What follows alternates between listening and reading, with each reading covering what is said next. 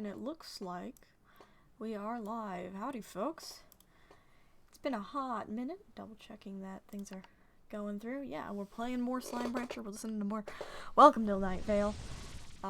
Because I think that's one of my favorite combinations, and it's a little bit of a chilly night. And the weather outside is oh so cold. So without much further ado, we're gonna get into just playing episode 16. We left off on episode 15. Finished that up. That was, if I can pull it up, believe, yes, episode 15 was Street Cleaning Day. Episode 16 is the phone call. Episode description is as follows. Cecil receives a cryptic phone call from someone who is very close, plus a new business plan at the Daily Journal, an important list from the Sheriff's Secret Police, and improvements at the public library. Whether it's those days are gone and my heart is breaking by Baron Curl. Again, we will go ahead and get that. That's February 2013. Tragic. That's almost 10 years ago. Checking, we're going to try to skip through all those ads at the beginning. Quote today at Progressive. Nope. Existence Nope. is not company and affiliates. National annual average insurance savings by new customer survey. I am not.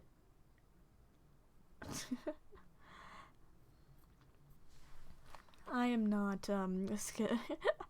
promoted by Existence is not impossible, Progressive. but it's also not very likely. There we go. Welcome to Nightvale. Continuing. I'm still trying to reach a little bit of a happy medium when it comes to all the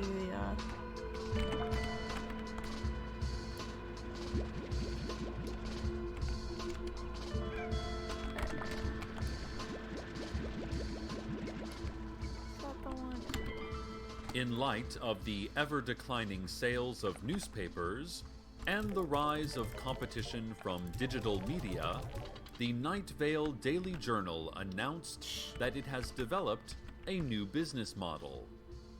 Publishing editor Leanne Hart, speaking to television and internet reporters outside the burned-down shell of the journal's former distribution plant, said their new mission as a newspaper is to kill news bloggers with hatchets. In this bold new initiative, a game-changing strategy by one of the industry stalwarts, the Daily Journal plans to just go to bloggers' homes and places of employment with hatchets and then chop them up, the bloggers, until they, the bloggers, are dead. Okay. She added that the journal still plans to use the AP style guide, and they are working to design a newer, more modern-looking masthead. Where did they go? Several journal reporters and ad reps then began swinging blades at the non-print reporters in attendance. I'm gonna scream. Where did they go? The Sheriff's Secret Police is issuing an urgent message to all citizens. This is tragic. Attention, all citizens. Memorize this list. Memorize it now. It will not now nor ever be repeated. Memorize this list for your safety and protection. We cannot tell you when or where you will need to know it, but when you do, you will be safe. Here is the list. Memorize. Now. Hazelnut. Mystify, Cuttlefish, Lark, Lurk, Robert, Anglican, Pheromone, Haltertop, Marmalade, Hardware, Laser, Pepper, Release, Kneecap, Falafel, Period, Chase, Chaste, Leggings, Wool, Sweater, Heartbeat, Heartbeat, Heart, Beat, Heart, Beat, Beat, Beat, Beat, Beat. Memorize that list, citizens, in order. No Secret Police problemo. warn that if you miss even one word or transpose a couple of words like lurk and lark, there could be unpleasant consequences. I gotcha. This has been a special announcement from the Sheriff's Secret Police. Listeners, guess who called me this weekend? Well, hey, I don't like to talk too much about my personal life here. This is your community news station, not Cecil's personal life station, right? I mean... Okay, fine. I'll just say it. Carlos! Carlos, the dark, delicate-skinned scientist who came into our little town and our littler hearts several months ago. Well, I gave him my home phone number quite a while back, and he never called. I love these two. And I didn't think anything of it, right? I mean, sometimes people just don't call, and that's okay. Well, to the point. Carlos calls, and I'm like, hello? Like, I don't even have caller ID, and he's like, I need to talk to you. This is important. And I'm like, okay. Okay. I mean, that's pretty forward, right, listeners? But I can't tell exactly what he wants yet. And he said, Cecil. Just the sound of his caramel voice. Cecil. He says, Cecil, I think time is slowing down in Nightvale. And then I said, after a slow sip of Armagnac, oh? Oh? And perfect Carlos said, last week, 7 days, 24 hours each day, 60 minutes in each hour. That's 10,080 minutes in a week, right? Uh-huh. Go on, I said, trying to sound like someone with a normal pulse whose palms were not sweating. Well, I ran some figures, and during that same amount of time in Nightvale, 11,783 minutes elapsed everywhere else in the world. That's more than a full day longer. I don't know what's happening.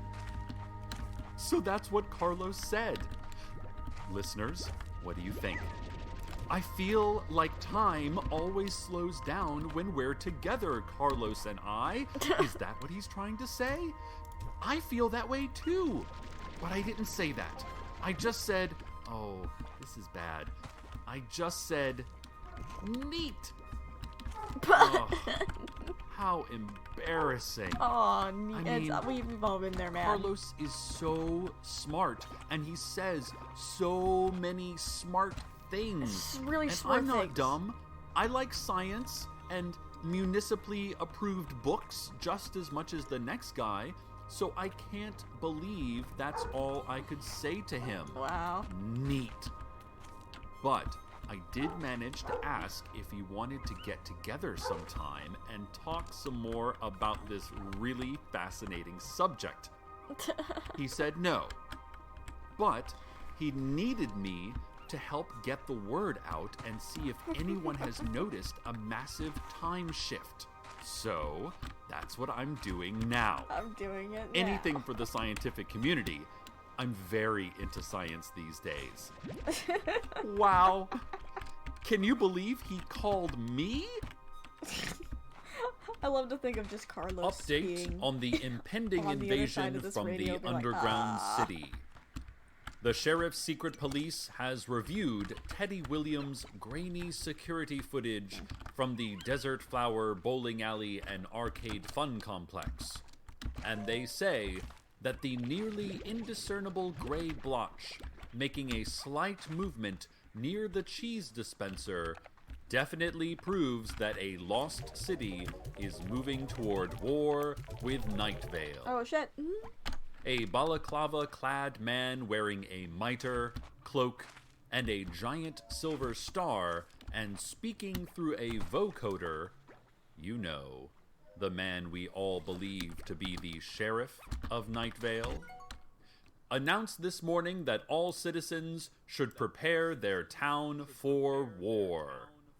This includes fortifying porches with sandbags, training children to detect landmines, and not taking off our gas masks for meals, even though it is considered polite. We talked with Teddy himself. He told us that during last night's league bowling tournament, the jukebox malfunctioned and would not stop playing Mr. Brownstone. Teddy says this could be a code, some kind of threatening message, or maybe even a subtle call for peace. He also asked that Nightvale citizens learn their shoe sizes. Shoe rentals are taking way too long, and it's really not that hard to memorize a 1 or 2-digit number. The Sheriff's Secret Police also asks Nightvale residents to please help in their Neighborhood Watch program. Secret Police are in every neighborhood, watching everybody. So here are some tips on how you can help this invaluable community surveillance program. 1. Keep all windows open during clement weather. And if you must close them during rain, dust, or coal storms, please keep them clean and stand near them so cameras and microphones can clearly identify you. 2. When having any private conversation, whether via phone or with those in your home, turn down the TV and radio to cut back on noise pollution. Also, please try to keep your conversations lively. Maybe some local gossip or polarizing sports opinions. Too much boring talk about plans for your garden or where to buy good laser discs can make the secret police tired and less effective at their jobs. 3. Do not wear tinfoil hats. This hackneyed technique doesn't work at all. Helicopters could mind scan you through 20 feet of lead. You shouldn't wear these homemade hats because it draws unnecessary attention to yourself. It's pathetic and paranoid. The secret police are embarrassed for you. And as always, if you see something, say something. That's the code word to call a special raid on a neighbor or stranger. If you see something, say the word something. Now in the news. After several months of protests from ordinary Nightvale citizens of stout and sturdy character, the City Council has announced several improvements for the public library. These improvements are the following. An entrance is being constructed at the front of the building, so we will no longer have to enter by waking up between two shelves in a dizzy haze, unsure of how we got there, and then wandering around, trapped, until we wake with a start in our own beds, covered in sweat, and with a few books we checked out on our nightstand. Drinking fountains are being installed in the lobby, as well as dunking chambers and a state-of-the-art fainting pool. Librarian repellent dispensers are being placed throughout the building. Remember, if approached by a librarian, keep still. Do not run away. Try to make yourself bigger than the librarian. Finally, the children's section is getting beanbag chairs. That is all. Is it? Yes. But is it? Yes. And now, traffic. All roads lead to somewhere, and all roads come from somewhere. And in between they are a snarl and curve, a twist and a bend. Where are we going? I mean, metaphorically. Where are we coming from? I mean, literally. Is it possible to stop or turn around? And if not, what does that mean for the latest polls and economic reports? Ladies and gentlemen, Route 800 is looking clear in both directions. The old dirt road to the small wooden shack is backed up at least 30 minutes. There, now you know. Has that filled an emptiness for you? Are you any happier now? I hope so. This has been, and will always be, Traffic.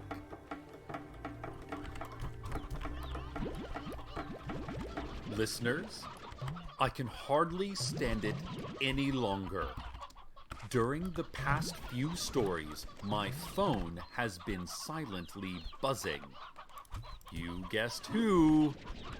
Given that I am a radio host, and it is therefore my duty to read you the news, it would be completely inappropriate for me to answer my phone regardless of how much I want to soak my ears in the oaky tones of our community's most significant outsider. But, well, he left me some voicemails. This may be a bit unorthodox, but I need your help, dear listeners, to determine where Carlos is going with all of this.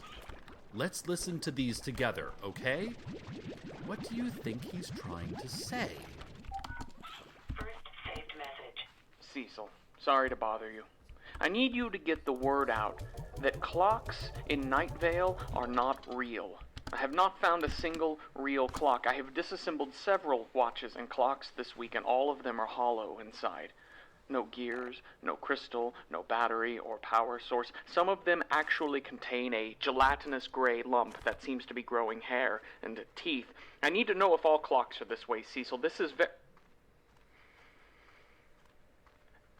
something at my door, Cecil. I need to go, okay? I'll call you back in well, I don't know. End of message. Next message. There's a man in a jacket holding a leather suitcase outside my door, Cecil. He's not knocking, he's just standing in front of my door. I can't make out his face. I'm peering through a crack in the living room blinds. Oh no, he saw me. End of message. Next message. Sorry about that, Cecil. I forget what I was doing. I think somebody came over, but I don't remember who or what for. Anyway, I need to meet you. Are you free tomorrow afternoon? You have a contact number for the mayor and someone with the police, right? It's important that I find them. And again, can you get the word out on your radio show about the clocks? End of message. Did you hear that, listeners? A date! Let's go to the weather.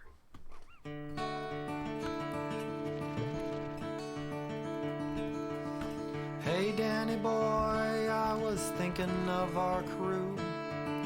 But thinking just makes me sad, and that's why I write to you. How do you do? There's been years between us. Didn't we have big ideas when our school was done? We'd leave our smaller minds and move out to Oregon. But I was the only one who went the road less taken.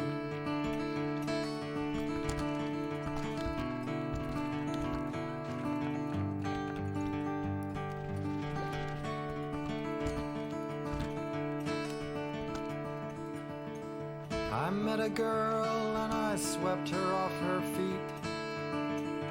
Made her promises I never meant to keep.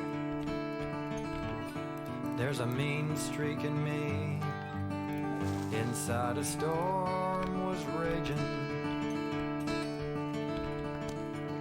She had a form like no other girl in town. We had a baby boy, but I couldn't stick around. I couldn't be tied down. That's just the way I was thinking. Those days are gone, and my heart is aching. Thought I deserved so much more than work could pay. I drove containers to BC from Monterey. It was a long way on pins and needles. She wrote me letters, but I never opened one. She met some other man and gave his name to my son. I guess the damage is done, and there's no way I can fake it.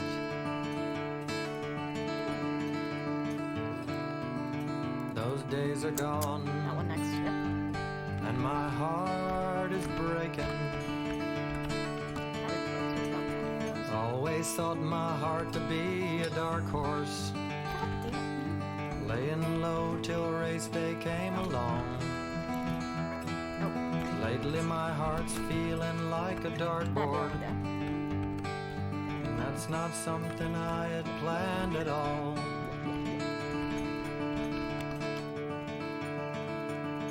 Danny, there's no limit to the steps I could retrace, but I got a job cooking eggs at my friend's place.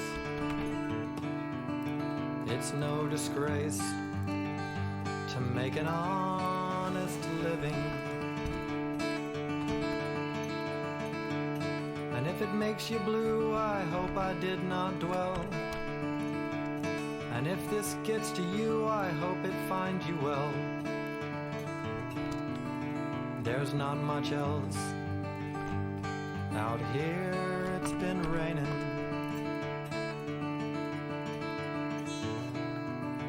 Those days are here, and my heart is waiting.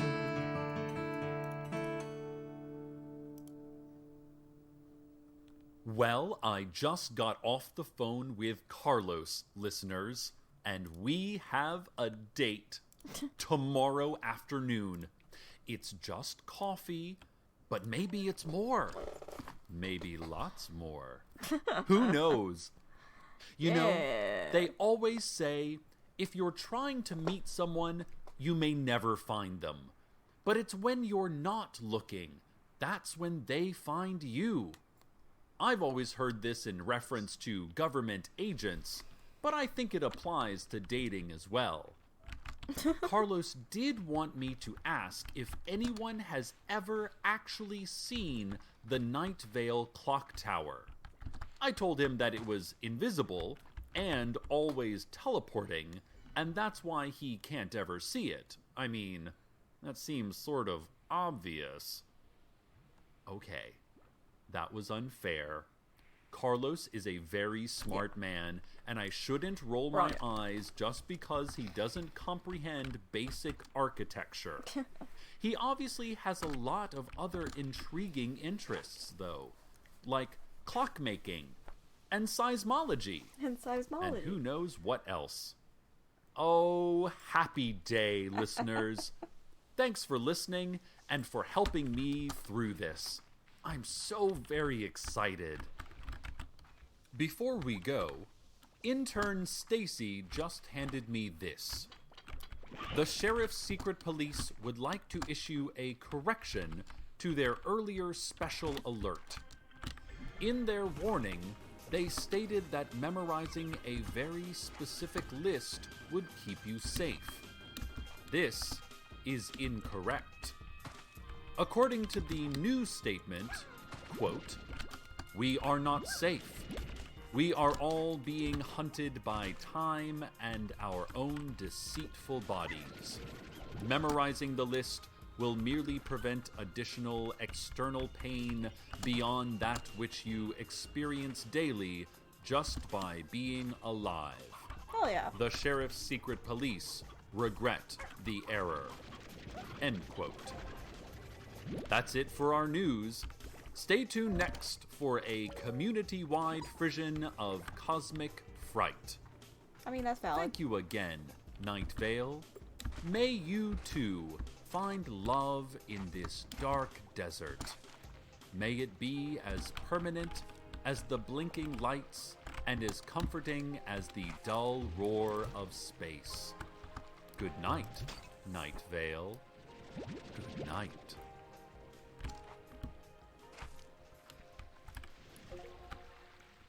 This episode is sponsored by BetterHelp. There is no user's manual for dealing with life. Sure, there are self-help books and all that, but those are for you. We don't. No need for that. Alrighty. Fun episode. We do get the first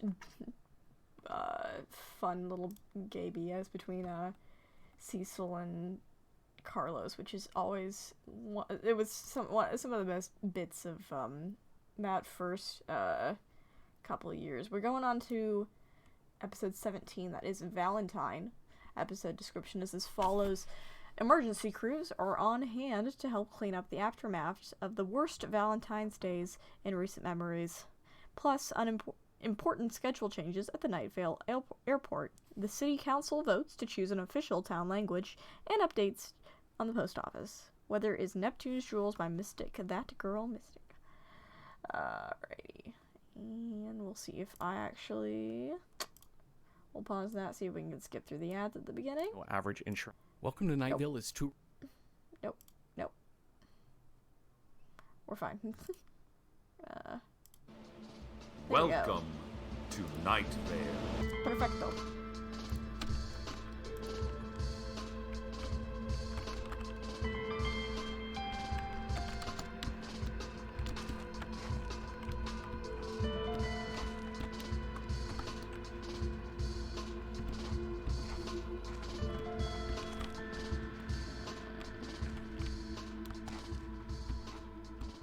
Hello, citizens of Nightvale.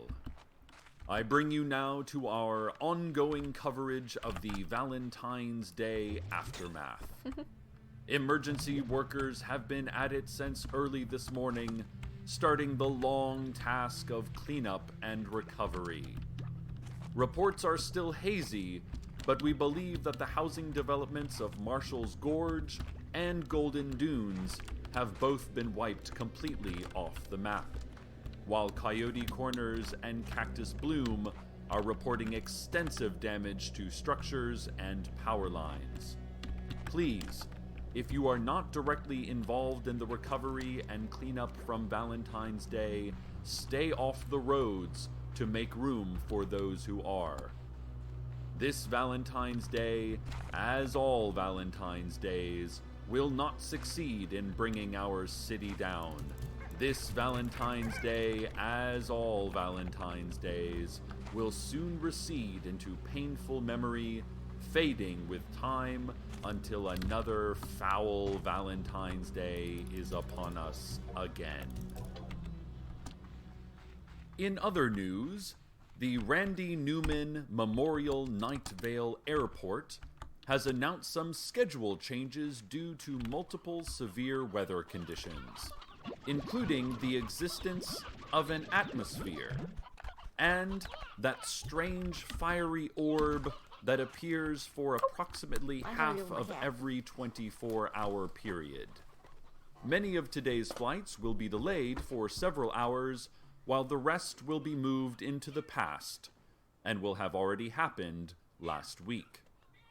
All arriving flights have been canceled except those from JFK, LAX, and XTA, which will continue on the usual routine of unscheduled arrivals that are a complete surprise to both the pilots and air traffic control, based on routes that appear to violate the simple laws of physics and geography. In addition, Martin McCaffrey, local TSA representative, reminded all travelers that security measures are in place for their own safety, and we should respect the sacrifice needed to keep our lives and our country secure. Martin said, "I know going through both a metal and full body scanner, as well as crawling through a lengthy pitch-black tunnel while a recording of a monotone male voice lists possible ways of dying, are all inconveniences. And I know that many travelers are concerned with privacy issues involving the voice of a small child that comes through strategically placed ceiling grates, asking them to name every person they have ever kissed. but these are all necessary evils. Mr. McCaffrey then went on to draw a quick sketch of a strange, elongated, dark figure crawling out of a kitchen refrigerator, after which he immediately insisted that he had no memory of creating the picture and no idea what it could mean. More on this eventually. Probably. Hey! Here's a health tip from the greater Nightvale medical community. It's possible you won't be able to kill it. If it manages to burrow under your skin, stop fighting, because it has already become part of you. Welcome your new body mate. Listen to what it has to say, and see where the new symbiotic lifestyle takes you. Emergency workers report that the damage from Valentine's Day is worse than previously projected. They describe bodies strewn upon the ground, covered in glitter and paper cupids. Entire buildings collapsed, leaving only rubble and shocky candy hearts.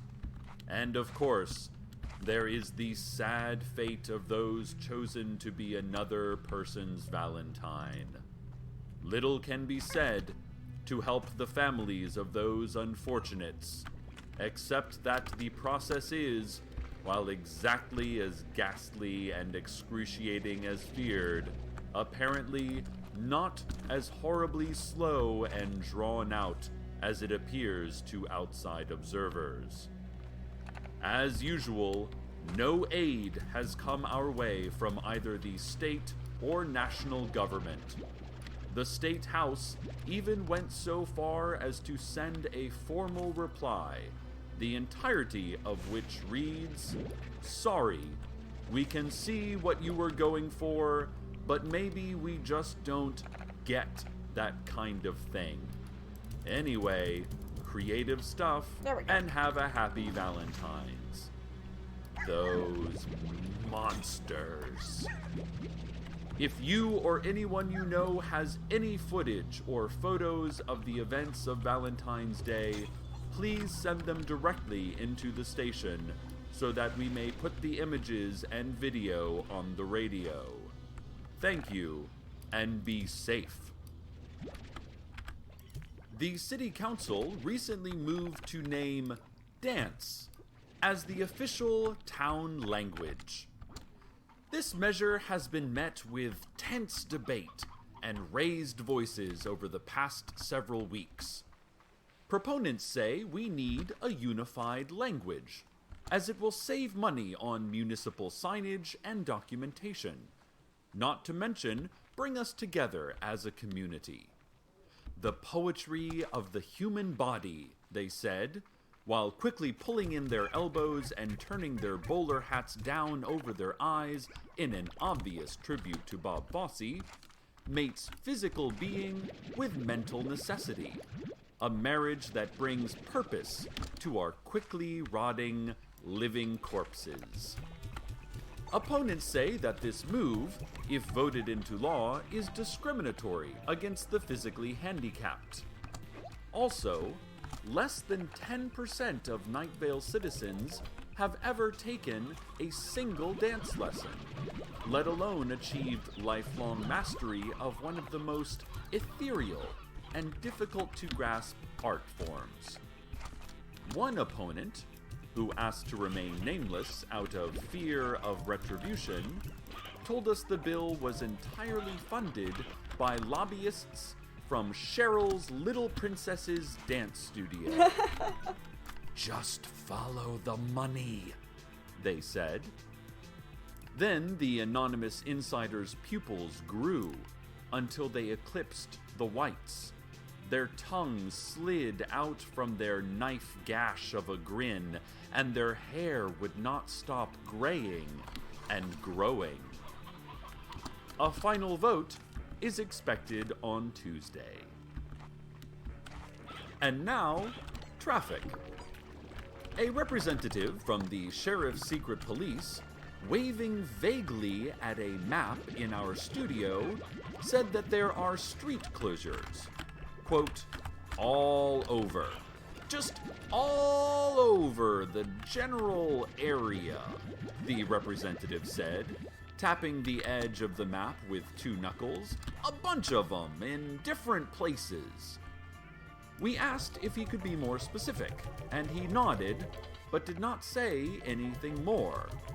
We tried naming a couple of streets to see if any of them were included on the list of closures, but the representative only replied with a, oh yeah, I mean, probably, and an ambiguous head waggle to each one. He added that anyone caught on a closed road would be dealt with in the usual manner, and then he winked and gave me a thumbs up. It is possible he was merely a vagrant who wandered into the studio. We didn't bother to check his credentials. Just to be safe, though, look out for road closures all over in the general area, listeners. They're in a bunch of different places. Probably.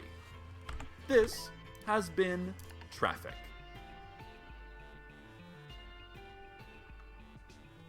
And now for corrections.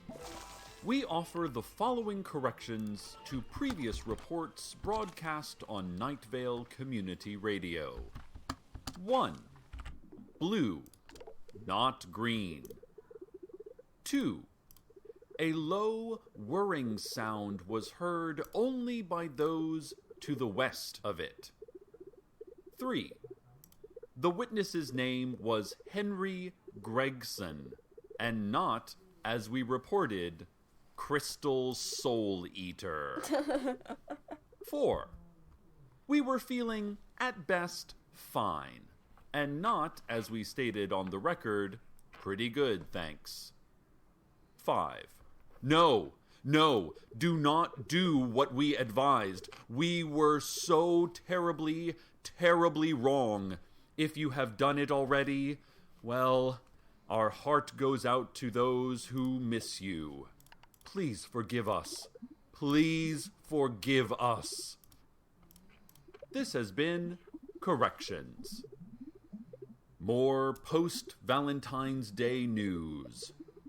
The Nightvale Mall's planned Valentine's Day art installation involving footage of actual beating animal hearts projected on a vivisected teddy bear was cancelled due to the entire mall being flooded with poisonous gas. The gas was described as difficult to breathe and a major cause of death to those who stood in it. Mall PR officials expressed regret at the cancellation, saying, "Man, it's like every time an artist has a bold new idea, the system has to come in and shut them down." They concluded by muttering, "It stinks, man, it stinks," before going off to sulk in the Red Cross medical tent. Emergency workers, meanwhile, report coming across a stash of unactivated Valentine's Day cards, forcing them to cease operations until a specialized team could be called in to deal with the danger. 3 workers died before they could retreat. Also, Nightvale Community Radio intern Stacy died a couple of months ago, soon after our last mention of her. Our sympathies go to the loved ones of those who are lost, especially Stacy. Sorry that I didn't get around to telling you until now. That was totally my fault. My bad, man. Mayor Pamela Winchell issued the following statement today in regards to the increasing public support for her ouster and replacement by dashing inmate and blogger Hiram McDaniels. Winchell said, "The mayor smells of olives. The mayor burns like a match tip and casts her flickering light upon the darkened path of fate. The mayor does not have keys to the stone door. The mayor is the stone door and all that quivers behind it. The mayor is forgiving. The mayor makes no mistakes. The mayor clutches tightly to your lungs, all 6 arms embracing your savory breaths. Let the mayor out. Let the mayor out. Let the mayor out. There were no follow-up questions, but the press pool did let out a simultaneous Om as fire burst forth from the podium, and the conference room ceiling flew away, revealing a midday night sky that had grown cancerous with blinking stars. McDaniels is still in jail, awaiting trial for insurance fraud and evasion of arrest. He has previously announced interest in becoming mayor of Nightvale and is a 3,600-pound, 5-headed dragon. In other news, several alert citizens have reported that the Nightvale post office, closed since the strange and probably supernatural attack that it suffered several months ago, now appears to be open for business once again. This is good news for all of us, as we, as a city, have been unable to send or receive letters and packages since the closing. All private delivery companies, of course, refuse to enter the greater Nightvale area because, a FedEx spokesperson explained, it is cursed. Witnesses say the post office has opened its doors and looks to be full of activity. There have been a few changes.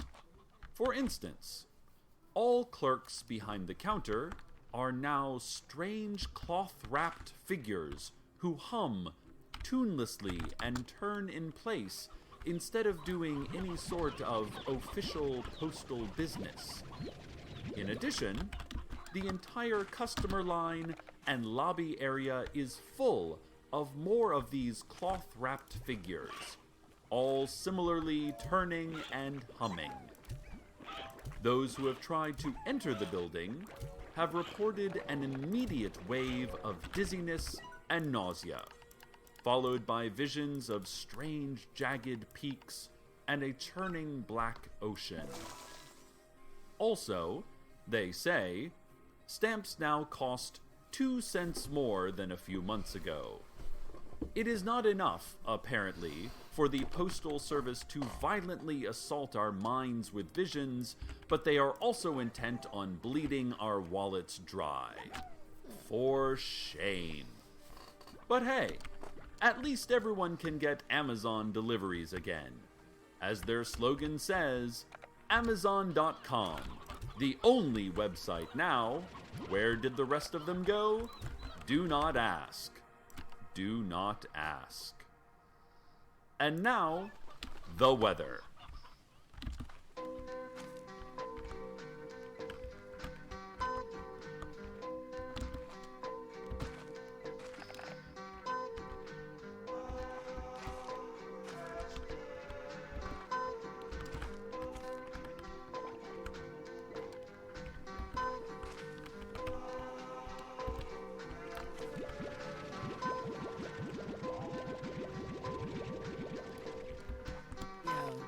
When I met you, boy, you was the sweetest thing. Like a Sade tape in the coldest spring. When I saw your eyes, I thought they shined for me. Just being in your space was divine to me. Gave you 2 smiles and a lot more time than them balding cats who fiend to be mine. But really, love, you wasn't even fuckable. The way you were made you highly untouchable.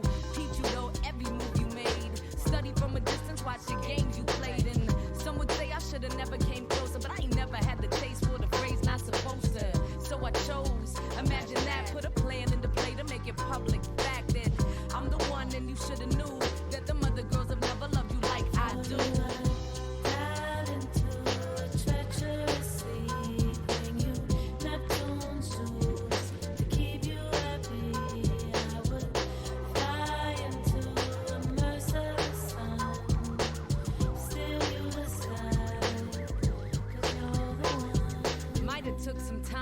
good things do manifest when the time is true. I admit I was nervous, cause things get changed. Something about my lifestyle makes love so strange. So many angles and tangled components. Everybody wanna touch just for the moment, but you put a new hue in my blue. Added a perspective to my concrete views. About tossing caution into the breeze, following emotion like streams to the seas. Top priority, believe you me. Like, love, how you feel? You alright? What you need? It's more than your lips on the nape of my neck, or your hands on my breast with your leg on my thigh, or the look in your eyes as you slide inside. It's the way you make me wanna live instead of die. Dive into a treacherous sea, bring you Neptune's tools to keep you happy. I would fly into a merciless sun, steal you the sky, 'cause you're the one.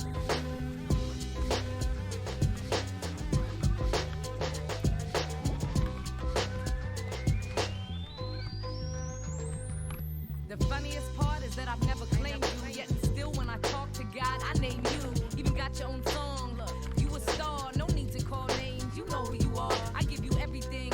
Be the mother of your seeds, keep the world at bay. If you need time to breathe, be the chest to rest on when things a bit too much. These offers they stand, so no need to rush. You young, black, and gifted, a whole life ahead of you. I love you for that. Would never try to tame you, so I remain dedicated in the wings, inspired by your laugh to wait for things. I just hope you aware what you actually got. A true woman make my man want for not. So when you hear the song, know I'm speaking to you. This is a B-girl ballad for true.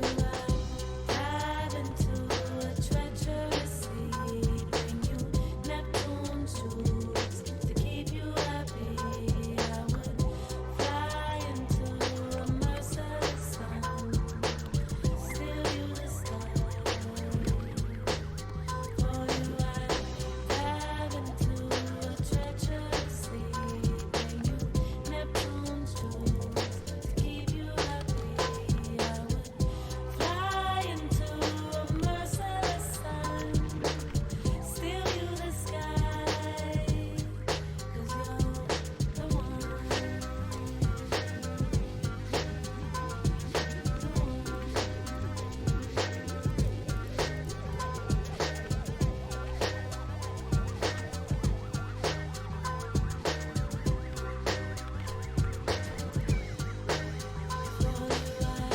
Dive into a treacherous sea, bring you Neptune's tools to keep you happy.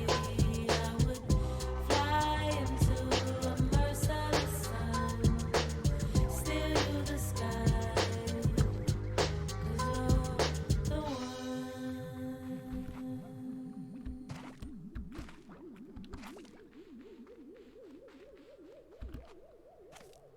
Ladies and gentlemen, emergency workers report that they have reached Old Town Nightvale, and further report that it is a scene out of a nightmare, assuming you have had the usual nightmare in which Old Town received minor structural damage and debris with no serious injuries. Emergency workers report that they have treated those who need treating and have cleared away what needed clearing away. They report that the usual stress of day-to-day life was worse, but now it seems better, and that later, they project, it will be worse again. Emergency workers report that they are feeling good about stuff in general for once. Emergency workers report that they are smiling and they don't even know why. Emergency workers report a cloud. Just that. A cloud. And isn't it funny how we often don't notice little things like that? They report. Well, listeners, it seems perhaps that we have come through this day and reached some other side. Not unaffected, no, not unchanged, but here.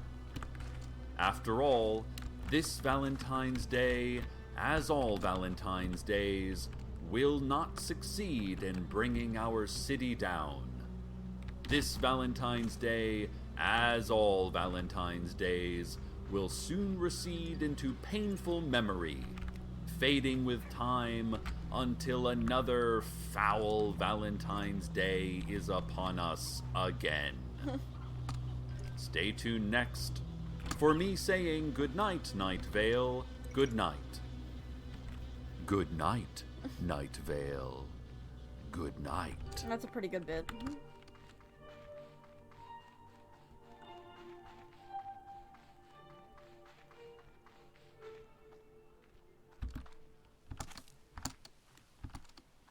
This episode is sponsored by Alrighty. BetterHelp.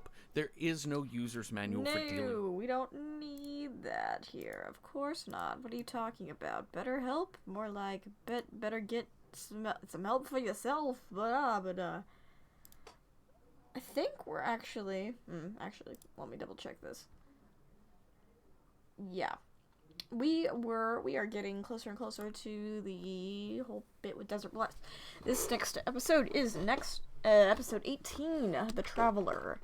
Episode description is as follows. A traveler arrives in Nightvale. What does he want? Why is Jerry's Tacos returned? Plus, the mayor calls an emergency press conference, another round of corrections, and a look at the community calendar. The lead story in this episode was contributed by Zach Parsons. Find out more about Zach's novels, Liminal States, Weather is Jews for Jesus Blues by Clem Snide.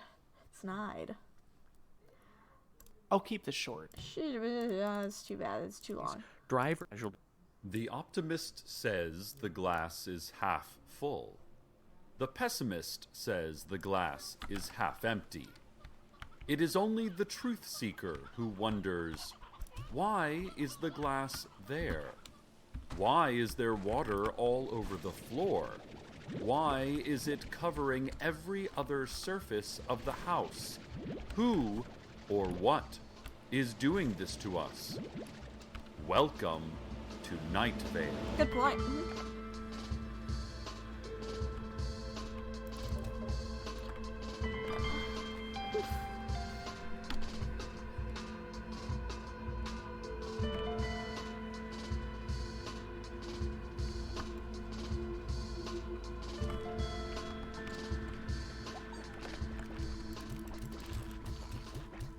Listeners, a new traveler has arrived in Nightvale. This is fine. This is not uncommon, perfectly located as we are between several vertices. But this traveler is not one who will be mistaken for those other travelers. You know the ones. This traveler is said to have a foreign face and a handsome but terrible beard. He is reportedly wearing a uniform with silver epaulets, golden braid, and buttons of a metallic alloy not describable in our limited color language. This is all very similar to the marching band uniform of the Desert Bluffs cacti prior to the incident. But the traveler's uniform is not scorched and soaked with blood. I cannot say that I trust this interloper very much, and his actions do not give me reason to trust him, suggests the Manual on Interlopers, published by the Sheriff's Secret Police. According to the manual, citizens are advised to not speak with the traveler and to dig a shelter in their garden, or, if they do not have a garden, to make themselves into a metaphorical shelter through vigilance and a positive outlook. Who can say what agenda the traveler might have?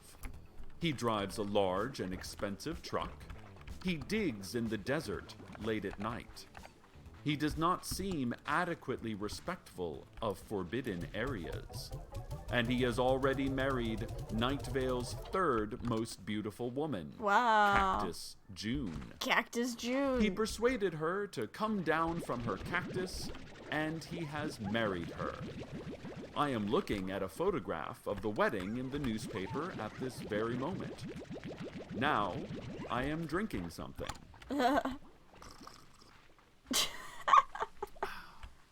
Now, I am eating an enchilada that was just handed to me. Why is your enchilada crunchy? Mayor Pamela Winchell called an emergency press conference today, her fourth this week. Okay. After the usual crowd had gathered around, minus those arrested at previous press conferences, she began proceedings by vibrating slightly and staring at the sun for 5 straight minutes. Once these usual pleasantries were over, she read her statement, which was the following. The fences in the caves, a heart throbbing for what it cannot have, a heart not having what it needs to throb. The fences in the caves, heat from below and above, but all is cold betwixt. The fences in the caves, the fences in the caves. Then she vanished in a puff of green smoke.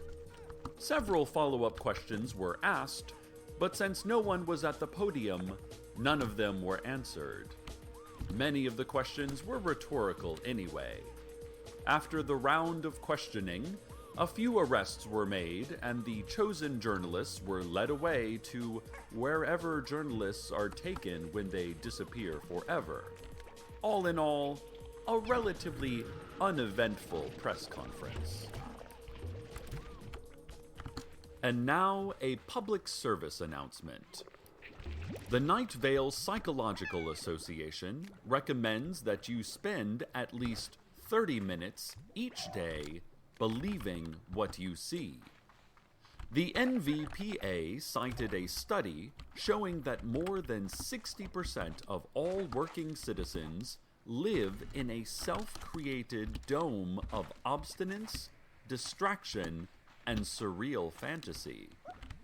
When confronted with actual things outside of their own understanding, referred to by the psychologists as real life, most test subjects closed their eyes and pretended there was a spider or something on the ground. The study does warn that trusting your own eyes can lead to some dangers.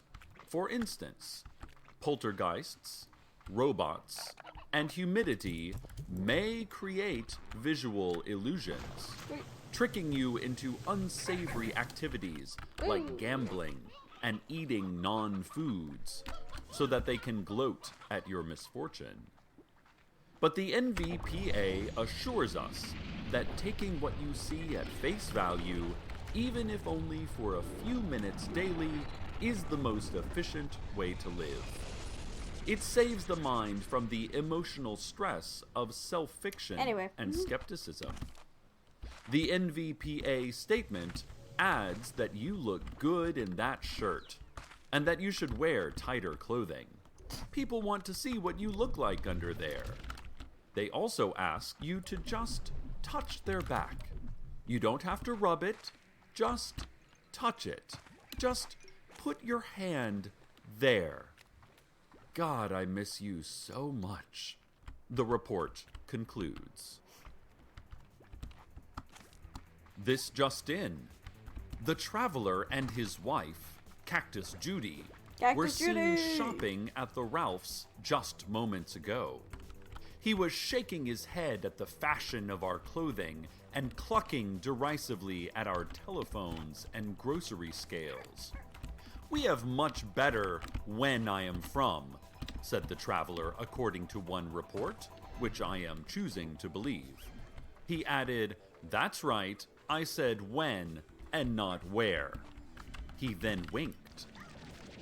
The sheriff's secret police, meanwhile, are more than a little interested in the sudden reopening of Jerry's Tacos, located on the corner of Ouroboros Road. You will recall that Jerry's Tacos was encased in amber last summer with Jerry inside. Now, it is as if Jerry never transgressed against nature with his enchiladas. The traveler has been spotted in the vicinity of Jerry's Tacos. If I were you, and I do not believe I am, I would be very careful about ordering anything off the secret menu at Jerry's. Definitely do not order anything off the Forsaken menu. And now for corrections. In a previous report, we at Nightvale Community Radio were talking about the commonly held belief that there is such a thing as mountains. We scoffed at this belief and bellowed repeatedly, "It is flat all the way round. It is flat all the way round." We wrote lists of friends we knew to believe in mountains and sent the lists to the city council, recommending that all of them be put into indefinite detention. We got physically violent with an effigy labeled Mountain Believer, punching it repeatedly before burning it in our station's bloodstone circle. In fact, we devoted a full day of our programming to getting together the entire station staff and screaming in unison, "Mountains, more like nothings," into the microphone. Recently, one of our previously mentioned friends, who thankfully had not yet been apprehended by the council, took us for a drive out to a mountain. We looked at the mountain and even touched it, and it was definitely real. Therefore, we are forced to admit there is indeed at least one mountain in this world, and we apologize for our previous energetic assertions to the contrary. I'm still not completely sold on there being more than one mountain. It's possible that the mountain apologists built a single mountain in order to prove their skewed worldview. Not certain, listeners. Not certain, but possible. This has been Corrections. Here now is an update. We're getting reports that the traveler was just seen standing on the tailgate of his truck and addressing a small crowd of curious people. "I have traveled here from the future. I have saved Nightvale from destruction, and I will save it again," the traveler reportedly said to the crowd. "You do not know this because your memories have been changed along with the course of events. Now that I have altered the past, I cannot return to my own time. I am staying here. I will show you the way. I hope you enjoy my enchiladas." The sheriff's secret police said they can bring no charges against the traveler, as Nightvale recently voted to decriminalize time travel. Just what did the traveler mean when he said he saved our town? How will he save it again? We have always trusted in the unknowable purposes of the hooded figures. Can we afford to abandon what we presume is their wisdom and follow this new prophet of tomorrow?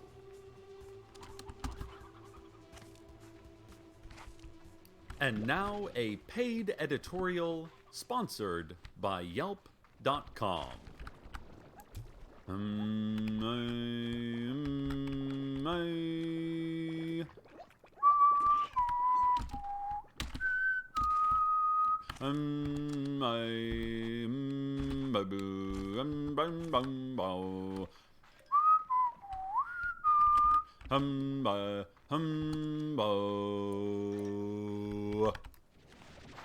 This has been a paid editorial sponsored by Yelp.com. Here's a look at the community calendar. 8 p.m. Thursday at Dark Owl Records, Curtis Mayfield reads from his new book, Where Am I? I Cannot See, Cannot Feel, Do Not Know Who I Am or How Long I Have Been Here, a memoir. Friday afternoon is free admission day at the Children's Science Museum. After school, take the kids to the newest exhibit, Frogs, Truth or Legend. They've also installed a new interactive learning room where young scientists can play freely with such scientific items as paint thinner, nail polish remover, glass cleaner, and a half-empty bucket of grout starter. Saturday has been merged with Sunday to create Super Day. Monday will not harm you, but you should stock up on latex gloves nonetheless. And Tuesday is Hornet-free dining at the Olive Garden. More news soon, but first, the weather.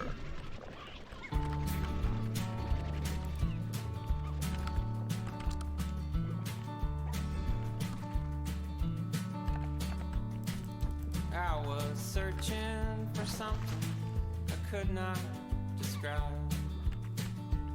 So I stared at the sun till the tears filled my eyes. Hello? Well, I thought I was empty, so I paid the cost.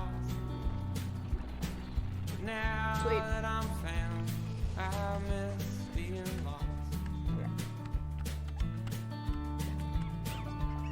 Well, I opened my heart and I let Jesus in with the promise that I would be free of my sin.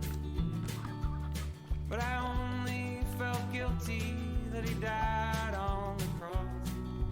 Thank you very much for the bits, the Fox Dance. I appreciate that. Thank you kindly. Bye, bye-bye. Peace out. Now that I'm found, I miss Thanks for being popping in either way. I appreciate it.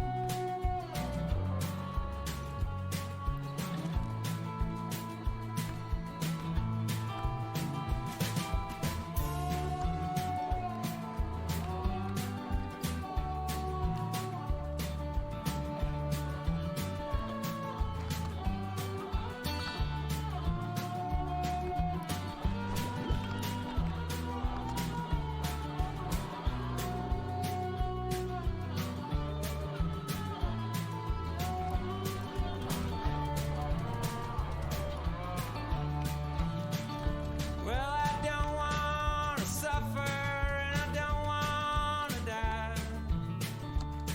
I want the clouds parted and endless blue sky. Someone up there has a different plan. Now that I'm saved, I wish I was damned. Now that I'm saved, I wish I was damned. Now that I'm saved, I wish I was damned. Now that I'm saved, I wish I was.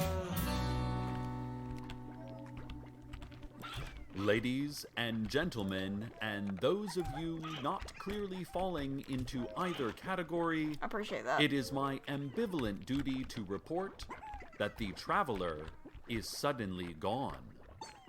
His photograph has disappeared from the front page of the newspaper. His truck is missing.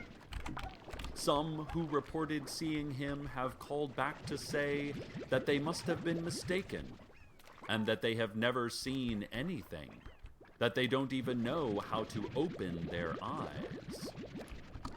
Perhaps he has leaped again through the stream of time, or passed to an alternate dimension created by the changes he has made to our world. Or perhaps he was surrounded suddenly by the hooded figures, speaking in voices that only the traveler could hear. Perhaps they closed in on him and he panicked as their circle tightened and tightened around him until all that could be seen by horrified onlookers were the hooded figures. And perhaps, just as suddenly, the hooded figures were gone, and nothing remained of the traveler except for a pile of indescribable buttons from his uniform, left scattered around the hole in the vacant lot out back of the Ralphs. Whatever happened, I can only say, farewell, traveler. In other news, Jerry's Tacos, now and forever, shall be under the management of the Hooded Figures. Plants in the vicinity of the restaurant have already begun to wilt, and animals and insects are avoiding the area. The restaurant has been renovated to resemble a 9-meter-high black monolith with no visible entrance. If we learn of any change in the menu or pricing, you will be the first to know. Finally, we are pleased to end today's broadcast with some happy news from Nightvale's hospital. There have been several additions to the community. Talk Wallaby's wife, Herschel, has given birth to an adult man's detached hand, which they have named Megan. The Black Dauphin has given birth to a smooth metallic pellet of astonishing density. It joins 3 previous pellets with similarly curious properties currently being kept inside a safe in the Sheriff's Secret Police's Secret Police Vault. And the beautiful widow, Cactus Jane, whose husband we no longer remember at all, is glad to bring into this world a baby boy she has named Champ. The birth was attended by several agents from a vague yet menacing government agency. Champ is said to be a child with a foreign face and a handsome but terrible beard. Oh no. Well, listeners, this has been another day, another night, another bit of time. Wait a minute, did they Oedipus him? of space. I'm sitting at my desk, Oh no. feet planted on old, thinning carpet, but in my mind, I am anywhere but. I am above, in the sky above, looking down at our little Nightvale. I see the lights in grids and curves, and the places where there are no lights, because they are off, or missing, or invisible. I see roads with cars, and the cars have people in them, and the people are traveling through the dark in the comfort and light of the cars, and I see all of this from above. I see where the town gives way gradually to the desert. The last few lights from the last few homesteads, like stray sparks from a campfire, tossed out into the absolute black of the scrublands and the sand wastes. I see the orbit of citizen around citizen, all these ordinary Nightvalians about their ordinary lives in this singular, extraordinary place we call home.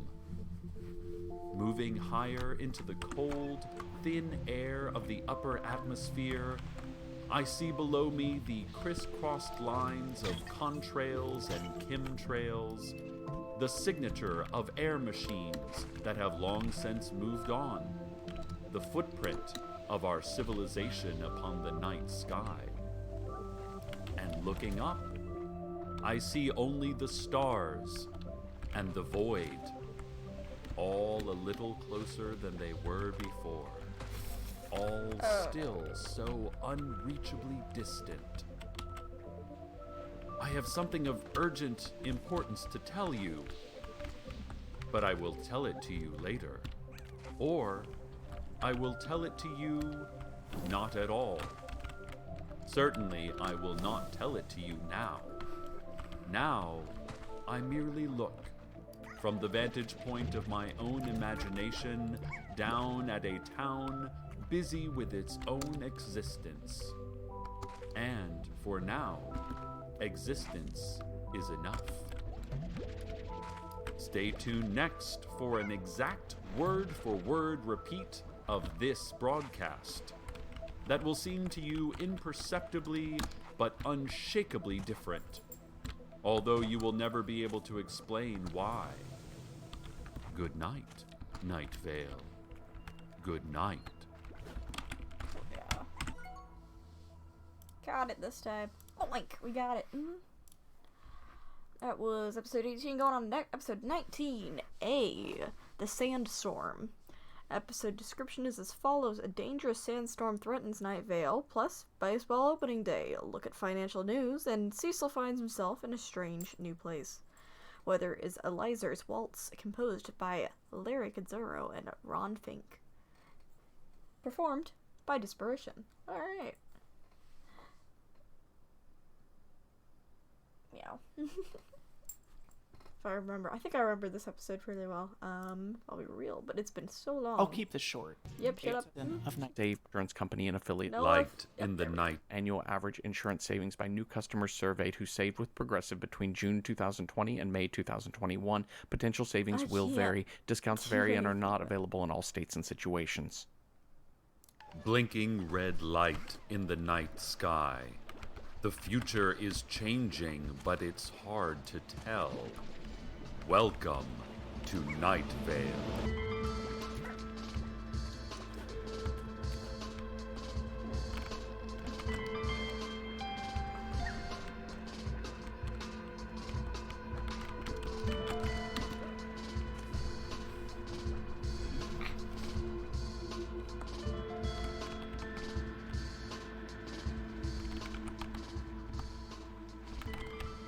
Listeners, the City Council announced moments ago that a sandstorm will be arriving in Nightvale in just a few minutes. They apologized that they did not announce this sooner, but they just kind of let their morning slip away from them. You know how it is, they said in unison. You think, oh, we should announce this dangerous sandstorm. That's priority one. But then you have to get some coffee, and you run into your coworker friends, and then you check your email, and maybe a glance at Facebook, and you just lose track of time. You know, they concluded. The sandstorm is projected to be the largest in decades, and meteorologists warned that high winds and debris from the desert could cause millions in damage. They also said that if you're not already inside with windows closed, doors locked, and eyes shut tight, then your future will probably be very different. Meteorologists then warned that raccoons are actually pretty dangerous animals despite how adorable they seem, and never, ever feed baby raccoons because the mother raccoon will definitely attack you. Have you ever had rabies shots? Oh, it is the worst, the meteorologists continued, as the press corps got restless and hoped the meteorologists would just shut up soon.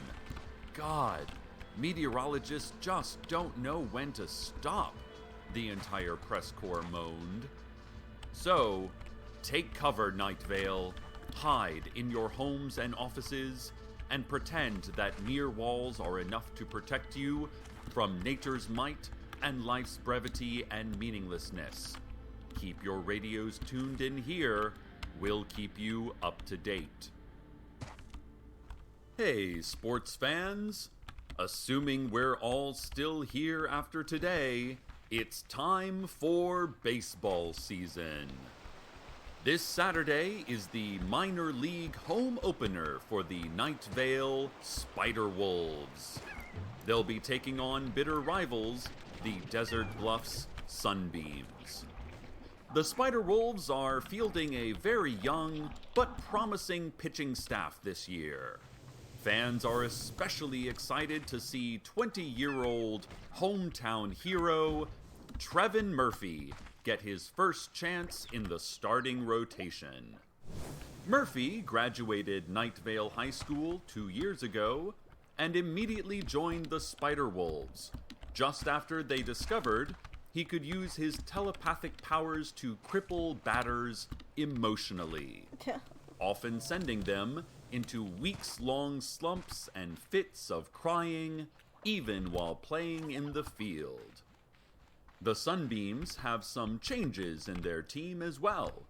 This offseason, they got a new owner and a new manager because they're terrible. Just terrible.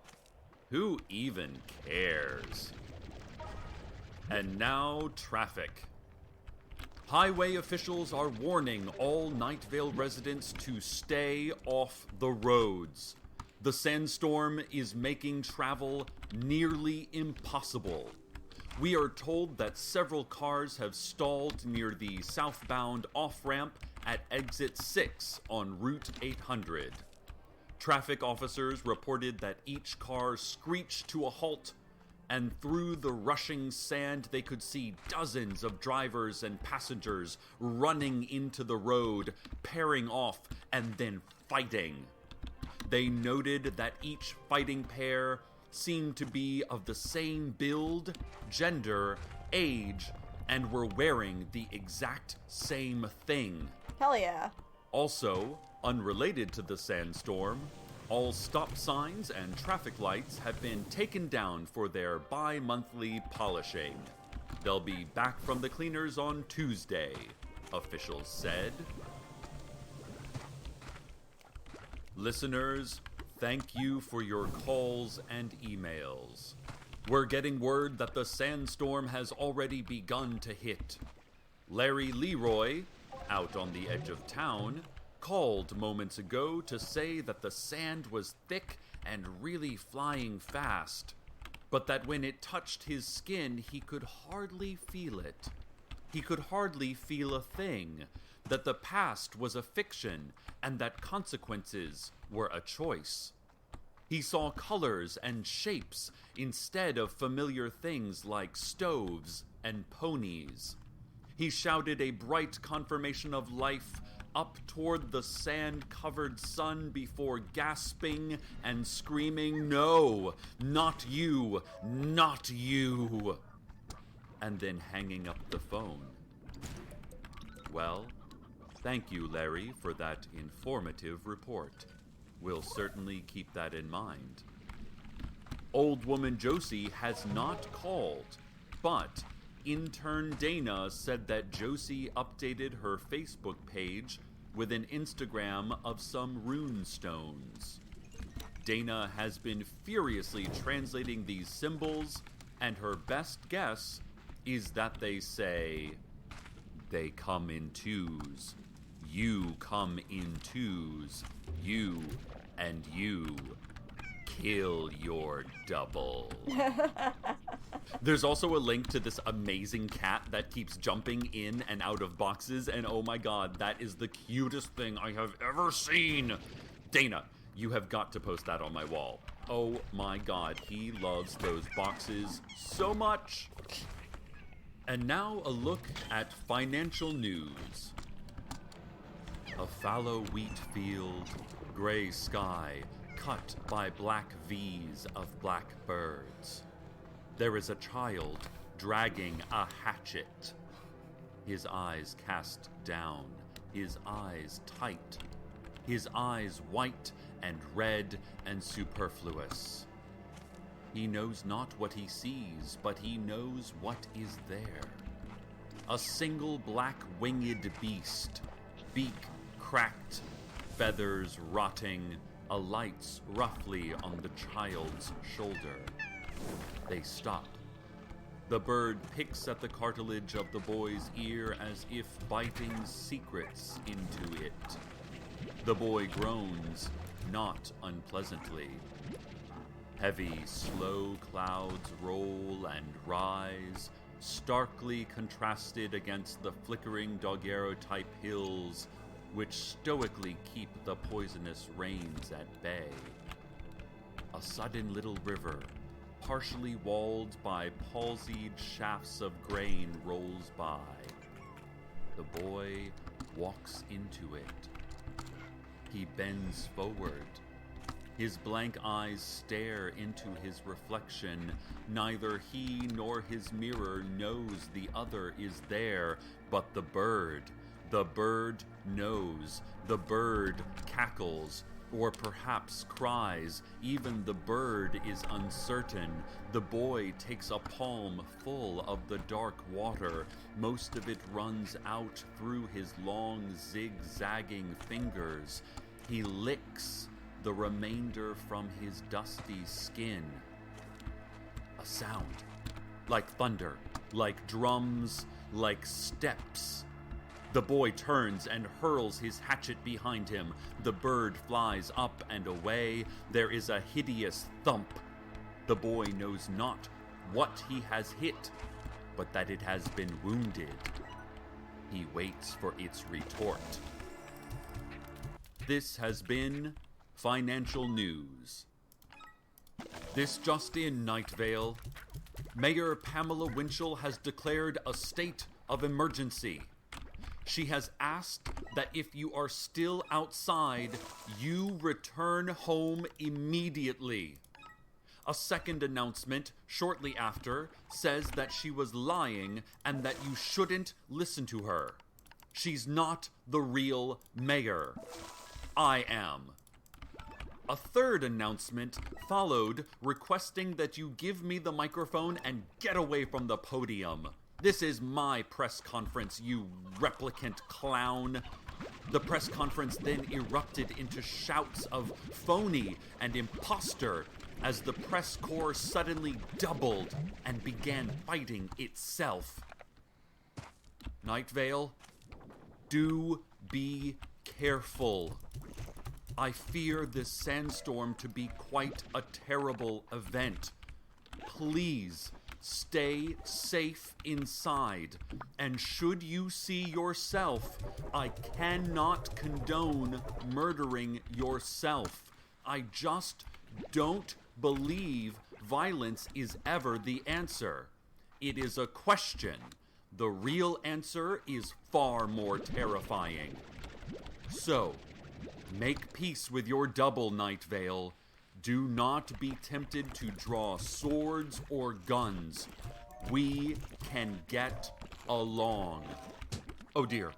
What was that noise? Dana? Is everything okay in there, Dana? Who are you fighting? Dana, put down that letter opener. Dana, put away the... I'm coming in there. Let's go to a word from our sponsor. Got a home improvement project? Need help? Incomplete? Having feelings? Strange feelings? Feelings you've never felt? Incomplete? Is your body filled with hot blood, waving curves of sinew and skin? Can you feel all that blood? Is it even your blood? How can you be sure? Incomplete? Are you dizzy from it all? All of this? What are your hands doing? Incomplete? Where are your hands now? Where have they been? Where are they going? Where are you going? Have you ever broken the surface of something with a hammer? Ever channeled sublime thought into sandpaper? Ever wanted to touch something because you feel things? Because touch is the only sense you trust? Incomplete? What is trust? Is making a thing proof that you exist? Is fixing a thing proof that you have transcended mortality? History? Incomplete? Feel things? Feel things? You can do it. We can help. The Home Depot. Listeners, I have some bad news and some good news. Dana is dead, but the other Dana is alive, and I don't know which is the original and which is the double. Right now, one of the Danas is standing above her own corpse, panting. I cannot tell if she is grinning or grimacing. When I went in, she had clutched in one hand a broken stapler and in the other a printout of this email from... Oh, God. This is the bad news I was talking about. An email from Steve Carlsberg. I don't even want to read an email from that jerk, but if printing it out was one of the Dana's final actions, I must honor her efforts. Steve writes, "The sandstorm is clearly a cover-up. I believe this was a government-created project. Our government has long been participating in cloud seeding experiments and trying to suppress the people with pharmaceuticals. I believe that this government will stop at nothing in order to..." Now you listen here, Steve Carlsberg. You're not saying anything new, Steve. Of course the sandstorm was created by the government. The city council announced that this morning. The government makes no secret that they can control the weather and earthquakes and monitor thoughts and activities. That's the stuff a big government is supposed to do. Obviously, you have never read the Constitution. Okay, sure. Government can be very inefficient and sometimes bloated and corrupt, but the answer is not to complain about everything that they do. Without government, we would never have schools or roads or municipal utilities or helpful pandemics or black vans that roam our neighborhoods at night keeping us safe. So please, Steve Carlsberg, I've had enough of your government bashing. Yeah. And with that, dear listeners, let's go to the... Oh my. Look at that. Listeners, there is a black, almost indigo vortex that has formed along my studio wall. Listeners, words fail me. It is so beautiful. I can't leave you as our show is not yet over, but there must be something beyond this something, Nightvale. I must see what it is. I must go. I will try not to be long, listeners. I will try not to be long. Oh, Starlight Strand. New area for me, at least. Oh, hello. Interesting.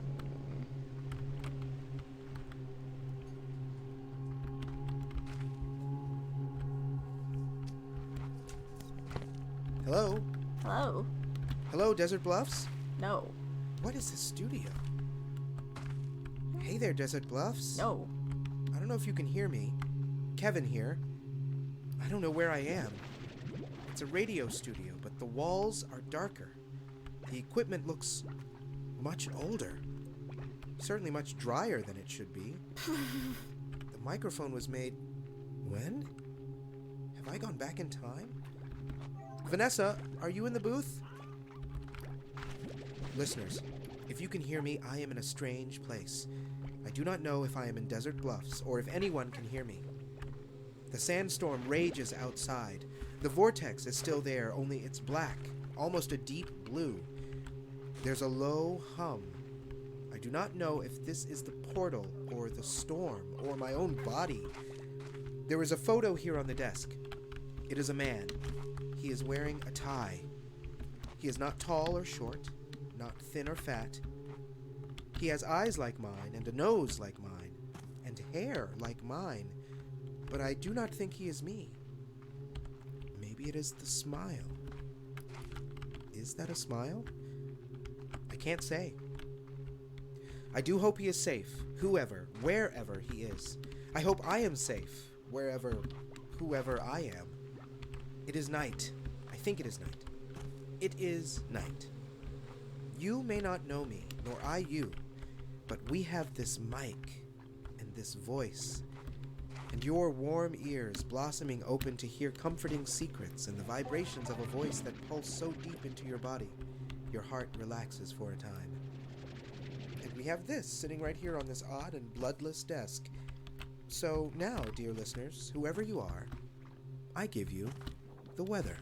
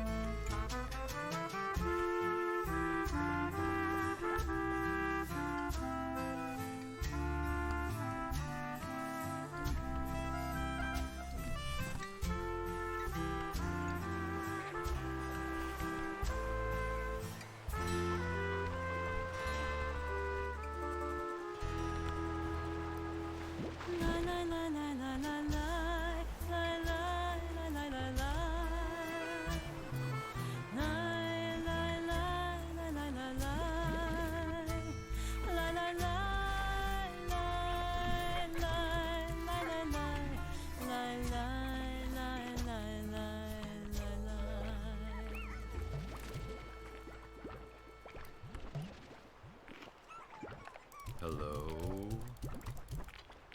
Nightvale? I told you I would be back. It took longer than I thought, but I have returned from whatever horrible place I have gone. Along the way, in the vortex, I saw a grotesque man, a foul devil of a man, and he attacked me. I tried to choke him to death, but I remembered. I remembered what I told you, and I let him live. I let that woeful beast live. I am sure he is not without his wounds and bruises, and I pity that he must return to that awful, awful place from whence he came and to where I most unfortunately visited. But somehow, I am happy he is alive. That I am alive. That you are alive. That we are alive. Outside, the winds are subsiding. The sun sweeping away our pains. I am sure there is blood staining the streets, the graffiti of our sins, the writings of an immoral but necessary battle, I presume. The bodies of some, replaced by others who were, we were, all the same to begin with. And we are healing. Those of us, whoever we are, who survived. Those others of us, whoever we are, who conquered. Whoever you are now, you are home. We are home, Nightvale. You and I are together again. My mouth, your ears, we have each other. And for now, and always, good night, Nightvale. Good night.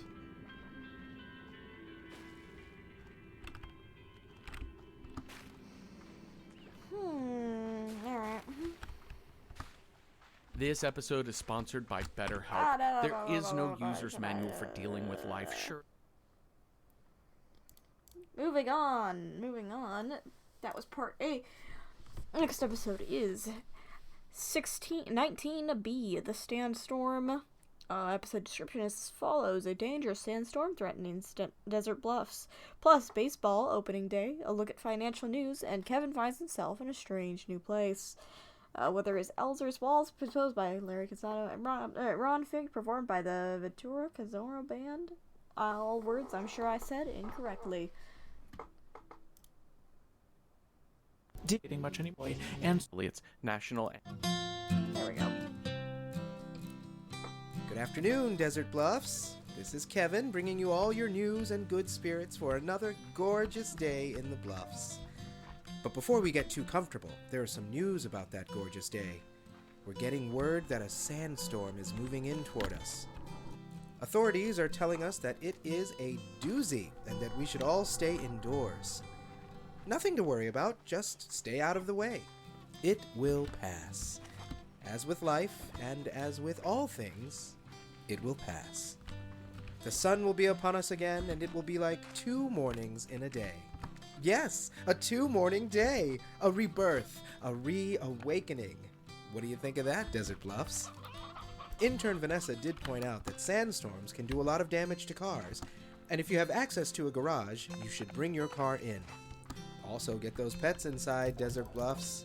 We don't want all those cute little puppies and spiders and baby raccoons getting lost out in the sandy breeze. Bring those loved ones inside. A little factoid for you. Ted, our staff weatherman, says that no one really knows what causes sandstorms. God, he thinks. Or maybe they're just big gusts of wind that carry big things of sand. How much sand do you think there is in the world? There's got to be a lot. A lot of sand. Who even counts it all? Wow, big questions today, Desert Bluffs. Big questions. So, keep your radios tuned in here, as we'll bring you all the latest reports from today's sandstorm and how you can make up for all this lost time. Hiding from nature is taking away a lot of business productivity, Desert Bluffs, but I'm sure you'll find time to get done what needs to get done. You won't disappoint your town, your home. I believe in you. So mark down the time you spend cowering from the weather, okay? And we'll work that time back into your schedule. Great. And listen, get all that time in before the weekend, because this Saturday it's baseball season again. Desert Bluffs has just a great team this year. New manager Samantha Figgins is not only the first manager to get hired straight out of business school, but she also brings a powerful ethos of teamwork, fun, and responsibility. Last year's Sunbeams team had some excellent games, but they spent a lot of time just sitting on the bench with nothing to do, because only one person gets to bat at a time. This season, Figgins plans to keep her boys active with customer orders and accounts receivable spreadsheets. Baseball is not an individual sport. They're all in it together. As Figgins says, it's not about winning and losing or who you're playing. It's about building the strongest possible team brand. The Sunbeams also welcome a new owner in 2013, Strex Corp Synernists Incorporated. Look around you, Strex. Look inside you, Strex. Go to sleep, Strex. Believe in a smiling God. Strex Corp. It is everything. Let's have a peek at traffic. The highway department says all roads are running smoothly. Smooth roads. Smooth concrete. Smooth tires. The slow, undulating buzz of cars over slight hills. Hard-top streets gently gliding us all to our jobs and back home. The beat, beat, beat of society's healthy heart as we all play parts in its exquisite body. Oh, I am getting one report that there are several stalled cars in the northbound lanes of Route 800 near exit 66. Police are on the scene dealing with fistfights in the middle of the road. Now, I can't imagine why in a beautiful town with so many kinds of yogurt stores and pony petting stations, anyone would want to fight his neighbor. So hopefully that gets cleared up soon with a song and a hug. I want to thank all you listeners for your calls and emails. The sandstorm came to town more quickly than expected. Lawrence Levine, out in the Edgertown development, called in to say that the sand was like sand, but slightly different. That if you touched it, you could feel it. Twice. Lawrence said he took a scoop of sand into his soft right hand and it was as if he had two right hands. He then held the sand with both soft palms and felt four hands, like one of those foreign gods, or radioactive four-armed deer that seemed to be attracted to the new Strexcorp distribution center. Lawrence said he was making a sand angel, and then he saw himself. He said he just walked right up to himself and started making two sand angels. He said that there were two of him just making sand angels, and that he would happily double his sand angel production today. He hung up the phone laughing like Vanessa had never heard him laugh. Well, thank you, Lawrence. That was a useful report. Intern Vanessa also tells me she's keeping an eye on Facebook to see if our other neighbors have any news of the storm. I see Grandma Josephine posted a photo of a lovely bouquet of white lilies outside her door. Very pretty. Oh, and look at this video, Vanessa. This cat just jumps in and out of boxes. That is adorable. Vanessa, can you tweet that to me? Let's have a look at financial news. The markets are jumping today, really jumping. The markets are up and down, but then back up again like gravity and our fight to break it. The violent force of impact, ground to heel, heel to shin, shin to knee, and then back up again. Muscular might and the threat of flight. A young boy heals his wounds as quickly as they form, jumping and pounding and hitting and soaring. He reaches skyward. The drift of the body disconnected from its earth gives the flutter of wings, not just on the back, but in the belly. The moment between knowing you're mortal and bound to the ground, and then dreaming you have awakened a great power to fly like those hollowed-out rodents that clog our skies with feathers and fluids. It's in that moment of knowing and unknowing, consciousness and bliss, that the boy sees all that can never be. Upon his return to the flat, hard truth, he sees things, himself, others as they should be seen, as his equals. He gives the jumping one more go, but the magic is gone. Another. Still none. One more for old time's sake. No. It will never be the same. Well, maybe. One more. Still another. He jumps and jumps and jumps. The jumping makes a sound like thunder, like drums, like steps. Soon he is old. The ups and the downs lack even the memory of the magic.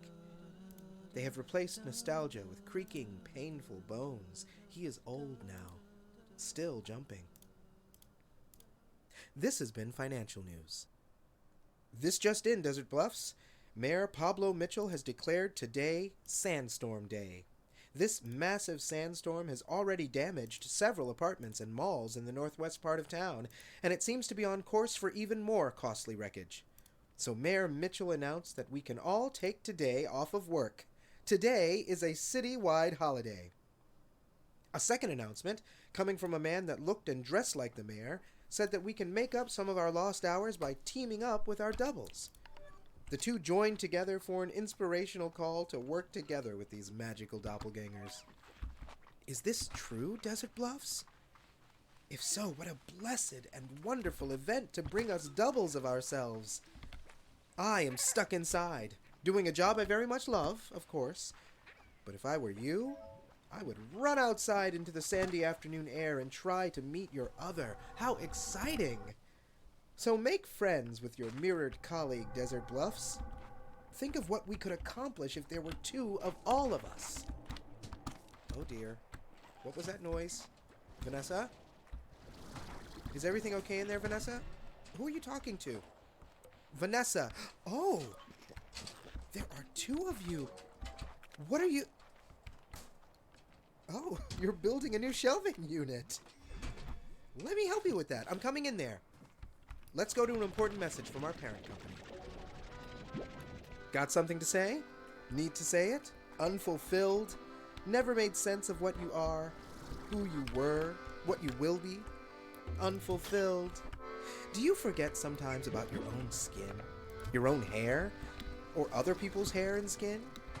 Can you make more hair? More skin? Do you need more hair and or skin? Unfulfilled? Are you satisfied with it all? Do you see it all?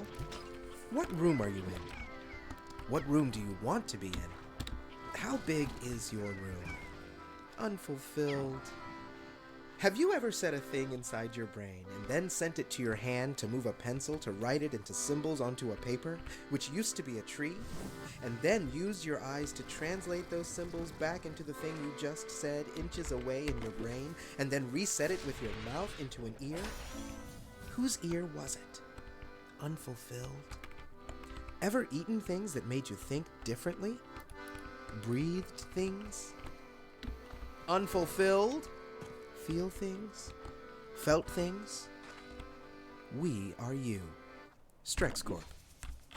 Welcome back. Listeners, I have some bad news and some good news. Vanessa and her other Vanessa broke one of the parts of the new shelving unit, and I don't think we have anything to replace it. One of the Vanessas cut her head pretty badly. When I went in, Vanessa, I think our original Vanessa, was standing over her with a staple gun and a clean, wet rag. She also handed me a printout of an email from one of our listeners. Well, I presume he's a listener. I've never heard of him. He claims to live in Nightvale. I had no idea those folks down in Nightvale could get our tiny little radio station, Vanessa. How wonderful. You know, in all my years, I have never gone to Nightvale. I bet it's beautiful. Really, this whole desert is beautiful. I mean, when it comes right down to it, why would you ever leave Desert Bluffs? How can it get better, really? I wouldn't risk it.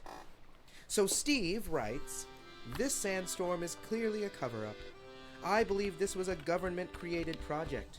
Our government has long been participating in cloud seeding experiments and..." Let me stop you right there, Steve Carlsberg. You have hit the nail on the head. Say no more. The government is indeed covering up their involvement. Or should I say, lack of involvement in this sandstorm. Honestly, I don't think the government even knows how to orchestrate a project of this magnitude and of this quality.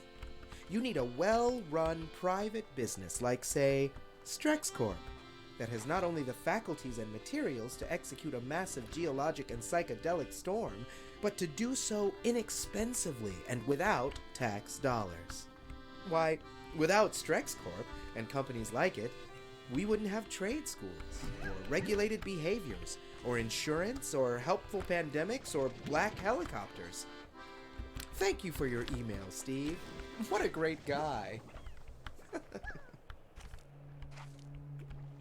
And with that, listeners, let's go to the... Oh my. Look at that. Listeners, there's a white, almost pink vortex that has formed along my studio wall. Listeners, words fail me. It is so beautiful. I can't leave you as our show is not yet over.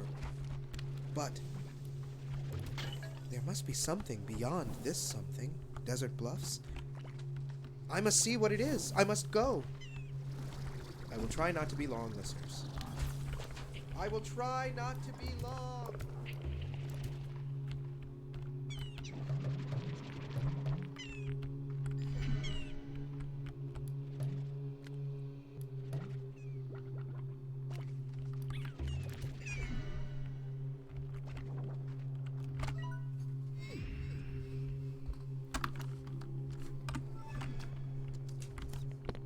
Hello?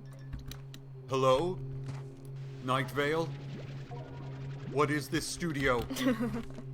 What is this damnable studio? Nightvale?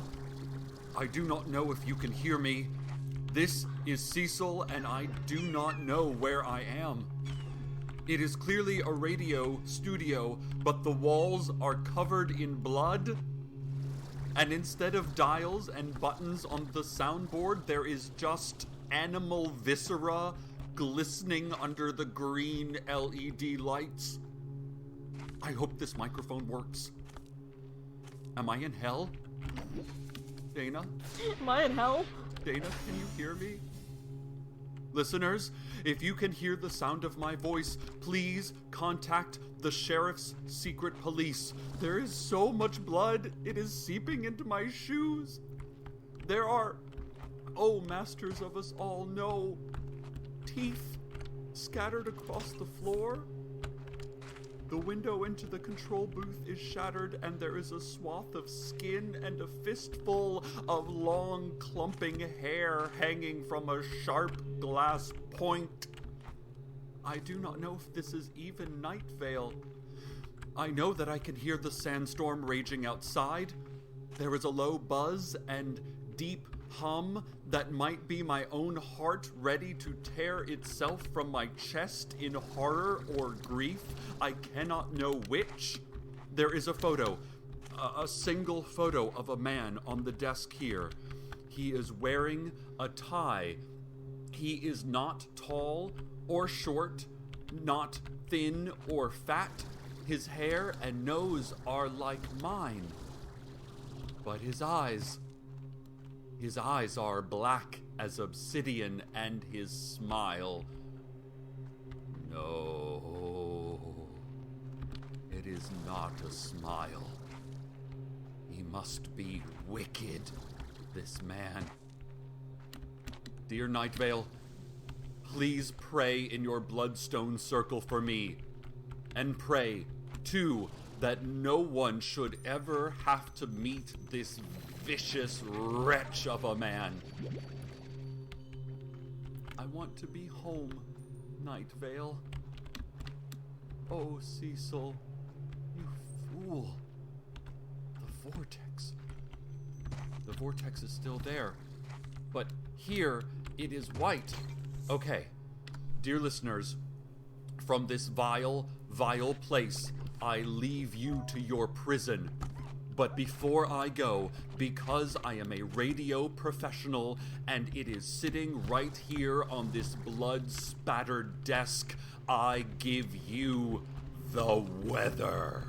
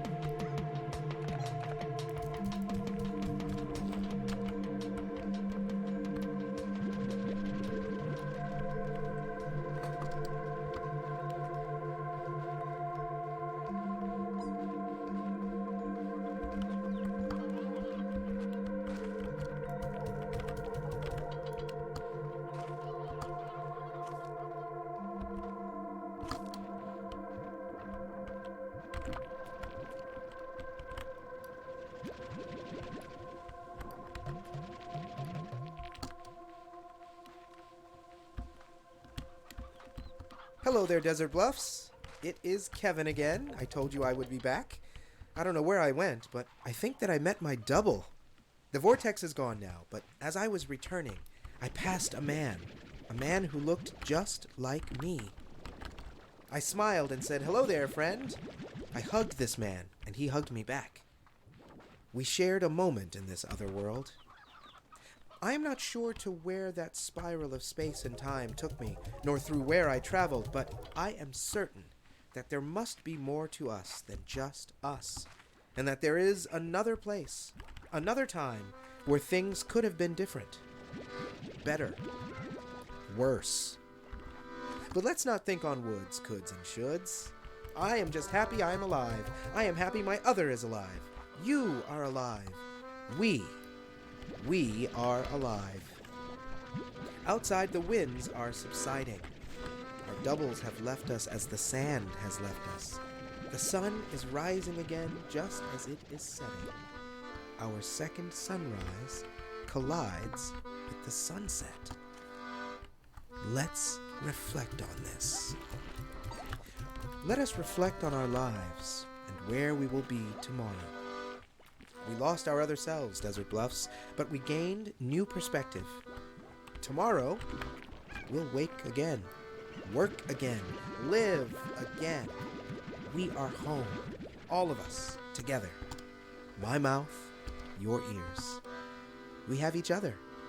And as always, until next time, Desert Bluffs. Until next time. This episode is sponsored by BetterHelp. There is no user's manual for dealing with life. Sure, there are self-help books and all that, but those are for universal problems. None of those books knows you. Shut up. And that's why I've found, for me, talk therapy vital to my growth. Please, leave me alone. We will end the night on episode 20, Poetry Week. Also, my little, I don't have much commentary. This is mostly, we're in episodes that I have semi-recently listened to in my, one of my more recent attempts to re-listen to it. It's, definitely higher numbers that everything starts getting a little bit, that I can't, I'll probably have more commentary, but until then, I mean, Desert Bluffs and Nightvale is very much one of my favorite kind of storylines throughout this. It's definitely a more start to how we get into more plot things on this kind of once-off episodic podcast that Welcome to Nightvale is. But yeah, episode 20, Poetry Week. Episode description is as follows: It's Poetry Week in Nightvale and Vet Oaks. Get a look at a place that should never be seen. Plus, strange new billboards about town and renovations completed at the Nightvale Zoo. This week's episode features writing contributions from a lot of different people, but we don't mind that. We're asking about The Weather is Get Me Home by Robert Algern. And I hope Nightvale have you or someone progressive between.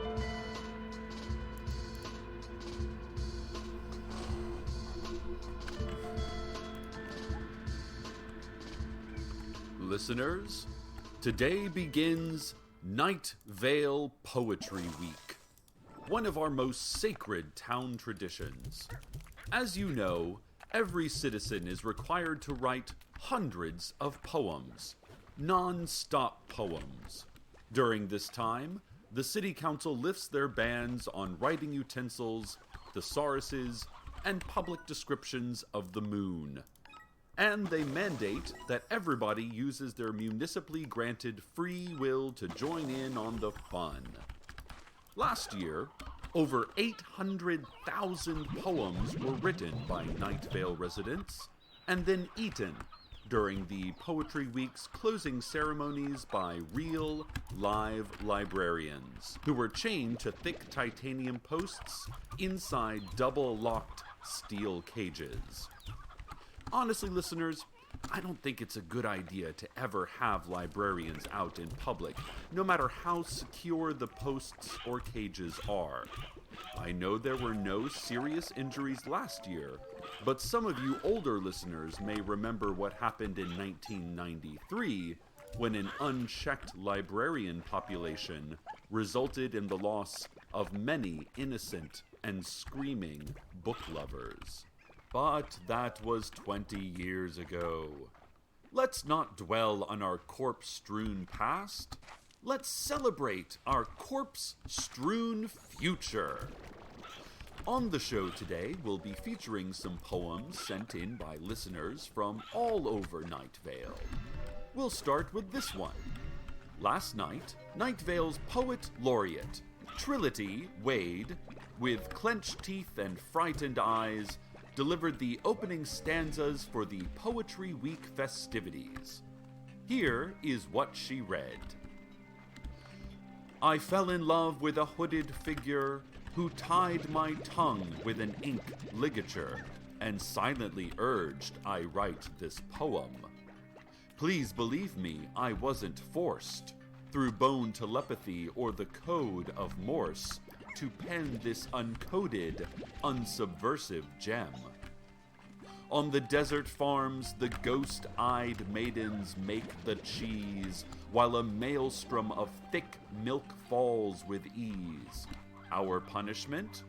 Hot-blooded, clotted cream. The days here pass like cancerous sunspots, and black metal trees can't compare to car lots. You are in Nightvale. Welcome. Wade capped off her reading by screaming, "It is lies! It is lies!" Yeah, hi, before Doctor. separating Better into stream, better minute reach some white slimes. particles I'm doing my and best. fluttering away on a swirling breeze.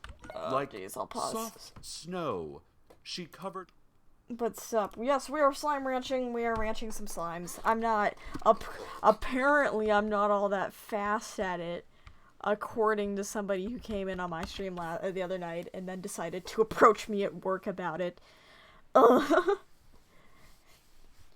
And if you're here, maybe you should not lurk. I'm looking directly into my who's watching stream, and I know I can see. But yes, we're playing Slime Rancher 2. This isn't me streaming to stream and, like, you know, be with other people on the internet and show off my infabtabulous witticisms. No, this is specifically to get me to listen through Welcome to Nightvale, because I've been trying for so long to get through this podcast, and the furthest I've made it is episode 80. So I figure, hey, I'll listen to it, and I'll play games the way I used to do when I listen to podcasts, and this will force me, and this will also, you know, ultimately benefit me, as, you know, I'm getting, stream hours in. Some folks popped by, and I can say hi to them, you know, and I'm not completely dead on the internet, as I'm so oft to do. At least. We'll probably do a regular stream. I'm gonna stream some Minecraft soon, specifically some modded Minecraft, but I've been on the fence whether or not I want to make actual videos about Minecraft videos and post them on my YouTube or not, or just continue to stream the way I have been, you know. But yes, thank you very much for popping by. I know I think my stream's like hella delayed because I'm just, my OBS has been freaking out the entire stream, so I'm not actually sure how great the quality on this has been.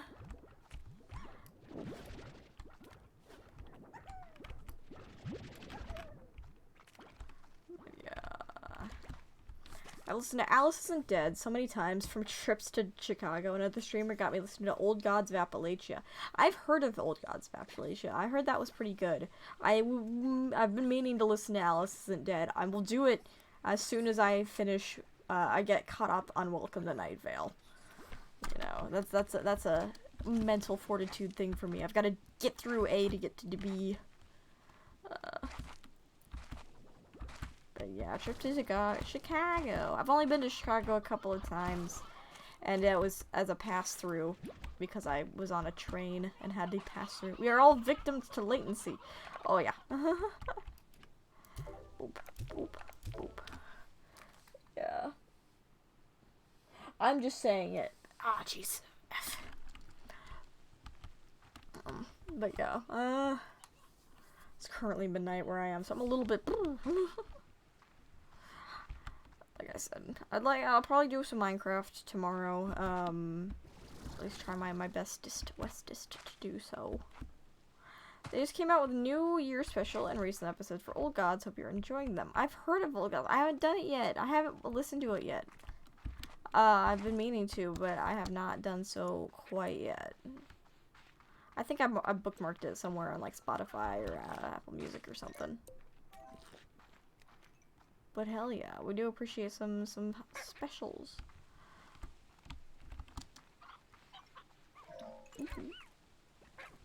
Wait a minute. Wait a minute. No. Where am I going? I know where I'm going. No, I don't. Yes, I do. No, I don't. Yes, I do. I do know where I'm going. I meant enjoying the podcast in general. Oh yeah, oh yeah. No, I always love a Malcolm and Nightvale. We just got into. Hello, cat, money cat. Come here. How do I? Fruit. Come on. How do I get you to give me money?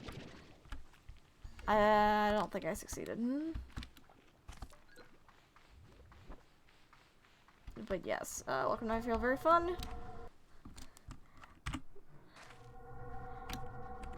I try to pause it when I'm talking to folks in stream just because it's Our hair and light coats, and like snow. Not only is it kind of loud in my ears, you know. Then a voice announced over the PA, "Everything is perfect." You got defeated, I think. Oh, yeah, I didn't have anything on me. Poetry Week has begun, Nightvale. It's going to be a great one. This weekend, the Nightvale Zoo finally reopens. Oh, you're back! I don't have anything for you! I don't have anything for you! What can I give you? I don't have anything! And plexiglass I still don't have separate anything! the animals from each other Shite. and from zoo patrons. Zoo officials promised that they focused especially on the tiger, bear, spider, and snake areas in this regard. Another new feature is the Sensory Extraction Room, where a randomly selected zoo-goer will be dropped into a pitch-black, soundproof booth for 2 straight days while zookeepers harvest their scent and teach it to genetically improved predators. They've also unveiled a new logo featuring a swan being eaten by a giraffe, and a new slogan: "You go to the zoo so the animals can watch you." So come join in on the fun this weekend. Slow-moving children with more than 15% body fat get in free. Oh, I need explodies. Oh, I know where can't wait explodies are. anymore, listeners. And that'll open this Week probably. I has think to that, be yeah. the most wonderful time of the year. Let's get back to some fantastic poems that have been sent in. Some of them are even from our city officials, like Mayor Pamela Winchell, who put her quill to parchment and sent us this lovely stanza. No one will have to be anyone ever again. In fact, it will not be allowed. That poem also doubles as recently enacted legislation enforced by the Sheriff's Secret Police. Thank you, Mayor. And now, and this is very special, a poem written by the Sheriff himself. Here goes. The town criers have cross-stitched their mouths shut and stapled their eyes open. The benches Ringtail are all slime. broken. What's your favorite slime No you've one seen so sits far in either down game? anyway. No one So can fit far, their okay, so broken classic wings beneath slimes their from cloaks. the A skin first game. I condition really like the that glitchy makes ones its that kind of just victims disappeared. appear timelessly Um, sad, let's afflicts see. most.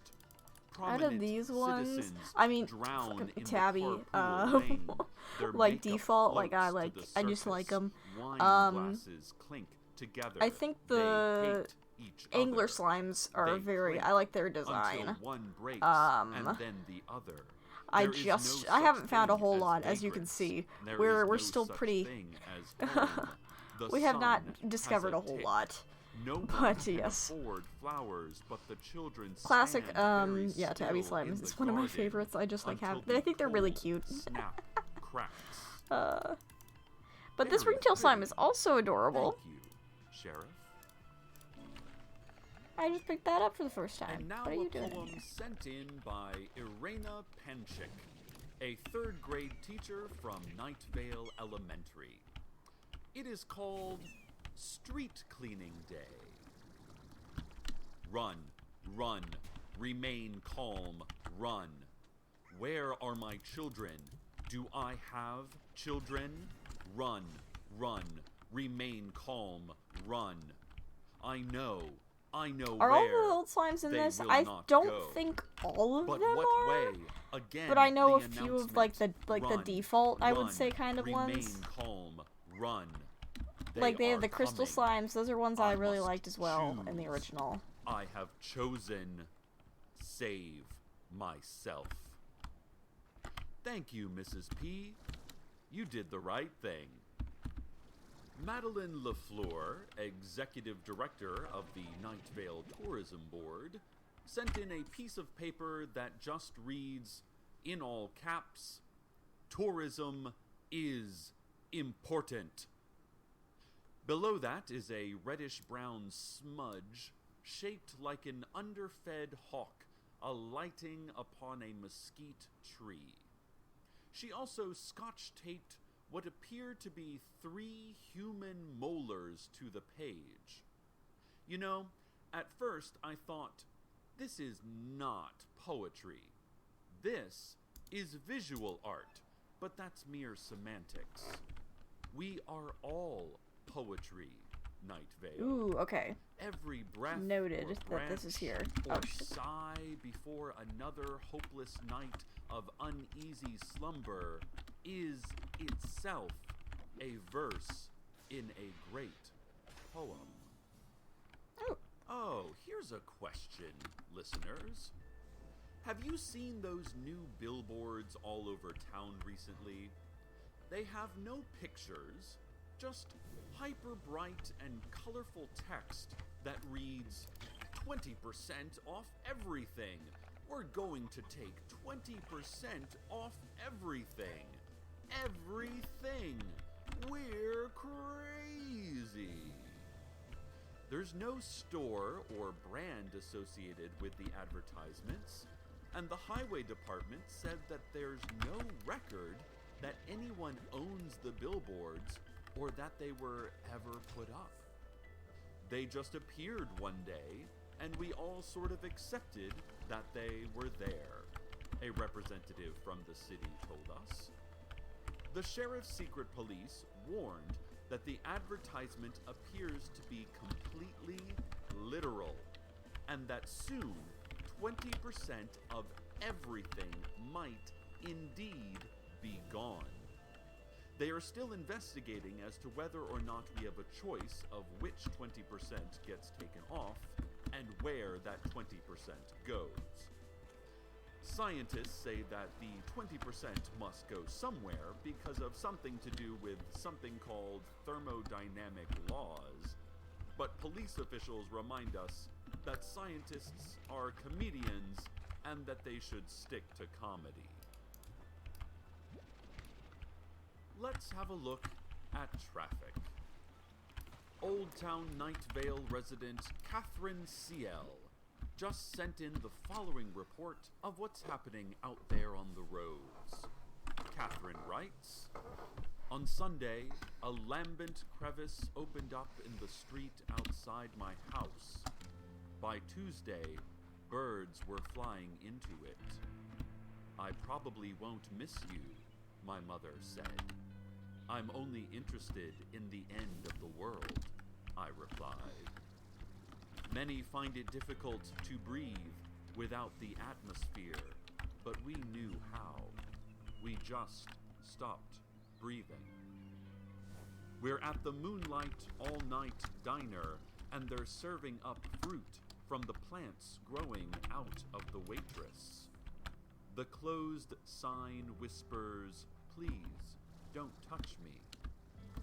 We watch bodies fall to the ground outside like deep-sea creatures surfacing. I have never heard of any of this properly, and it's just the right amount of chaos and insanity. I am digging it. Oh, you've never listened to Welcome to Nightvale. It's very I fun. look Yes. away from you and close my eyes, eat the raspberries to confuse the blood in my mouth.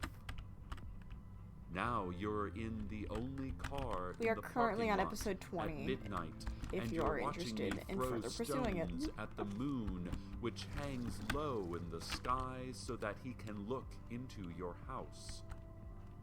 Your sister tried to touch him from her window once, and he flinched. Now he and the oceans watch her with a quiet concern. The lilac sky is trying to rest her head on his shoulder, all trees gradually growing through her. A hummingbird whispers to you, "Be careful, under her dress is her skin," and then builds his nest in the middle of the highway. I look back to you, and you close your eyes. So, Nightvale, it sounds like you should use some alternate routes today. Thank you, Catherine, for that report. This has been Traffic. An update now on Poetry Week. A strange thing has happened, listeners. A note was posted at the entrance to the dog park. I'm told the note is on paper that is black like the ocean of space, and the text is, well, it's not white. Really, It's making me think of more something I saw this week. transplendent, Canned chicken, a tattoo radiating chicken. its strange I have no idea free what that verse is, and I don't message from the even dark what? page. Canned message tattoo reads, chicken. Yeah, no, I don't. Today they scratched me from sleep, nails unhinged, carving my name in cement. Ash stains my pillow and bruises the shape of spiders climb my neck. Sunlight catches dust and broken glances between strangers, dodging desert puddles of something metallic. I'm highly contagious, quarantined to another body I've since infected. I will sleep into you if you hold me too tightly. I assemble your letters, left torn in the pocket of a hospital gown. I stain the Complete paper with chicken, sweat. completely I'm tattooed, beginning completely to in a steal can. your voice. The voice that So lies, it was canned chicken that somebody had in the tattooed, dog park. or a tattoo of canned. The poem is signed with chicken. just the What? letter I- E. Huh? Listeners, while I certainly love luxuriating in the lush language of a good poem, I do not condone entering the dog park. It is forbidden. Dogs and dog owners are not allowed in the dog park. Please disregard this renegade poet's radical lies and stay away. Oh, I fear the damage is done, listeners. Whoever this E is must know we are all now in grave danger.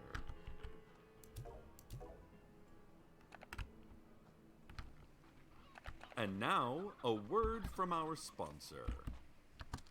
With low interest rates, now is the perfect time to buy a home.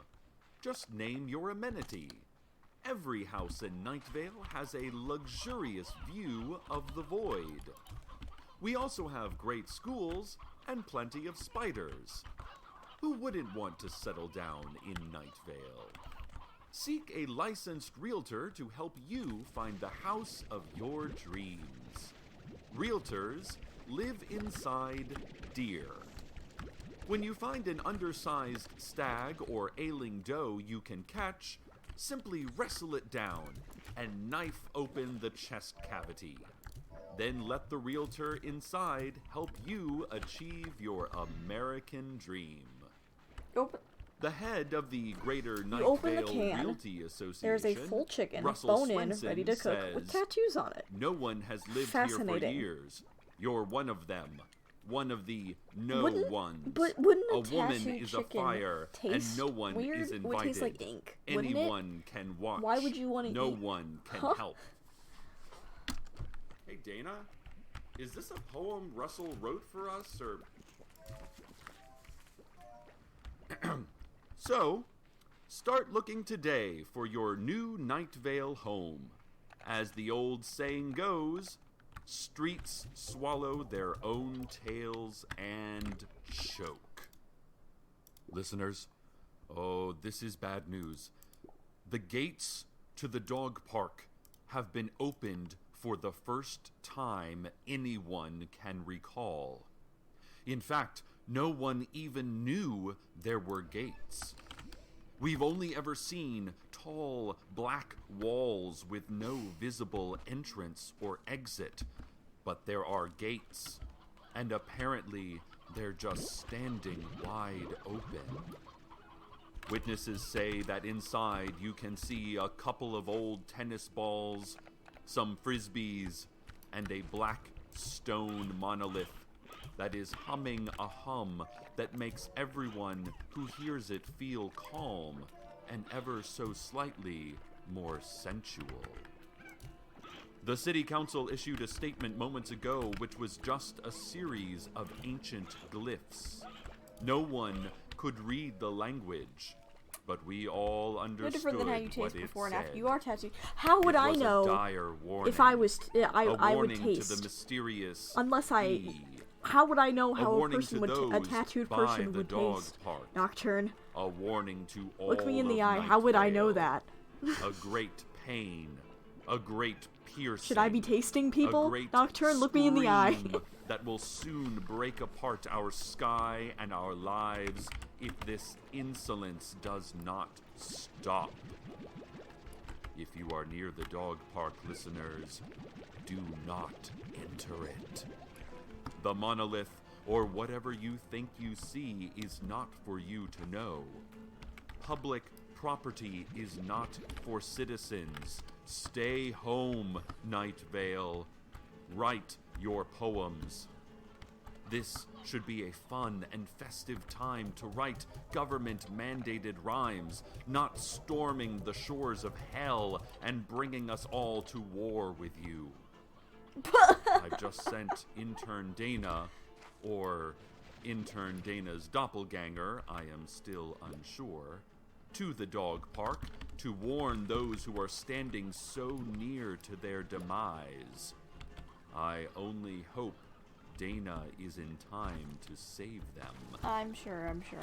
Let us go now, possibly for the last time, to the weather.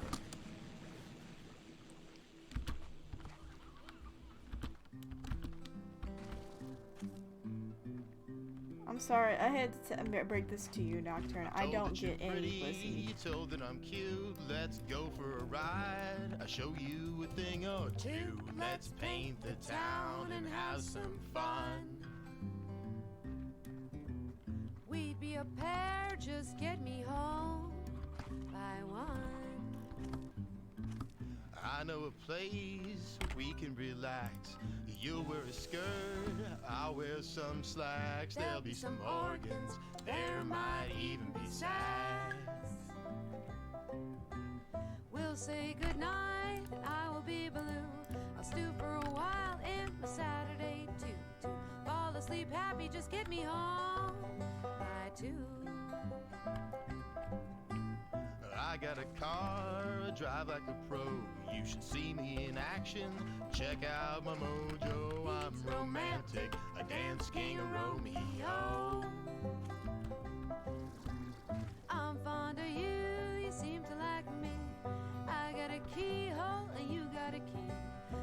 take it on slow till we are away. I'm fond of you. Just get me home by 3. I swing you around on a Saturday night. You're the belle of the ball. I'm a bull at a bullfight. Why say adios when we can be dope? I know, I sound so swag behind this, non-existent camera, and it's hard to believe, but I'm just a very lonely soul. A lone wolf, if you will, really. I can't I can't have anybody tying me down, you know? I'm told that you're pretty, I'm told that I'm cute. Let's go for a ride. I'll show you a thing or two. Let's paint the town and have some fun. We'd be a pair. Oh, we'd be a pair. Just get me home. I'll get you home by 1.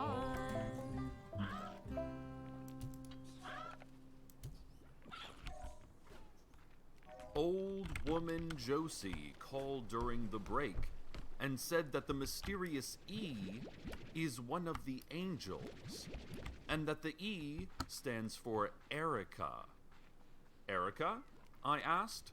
No, Erica with a K, she said. Oh, Erica with a K, I said. And then there was a weird pause, and then she said, all angels go by the name Erica. And then I was like, Angler bats, right, yes, good, right, yeah. right. And I felt dumb because that's like the first thing you learn in 7th grade transmigration studies. Anyway, the city council in a press conference said, oh, an angel wrote that? Well, okay then, never mind. Sure, we'll show you the monolith. Come on in. And so those on the streets outside the dog park entered, and the city council showed them the monolith, welcoming all with friendly, upturned palms. But some witnesses resisted.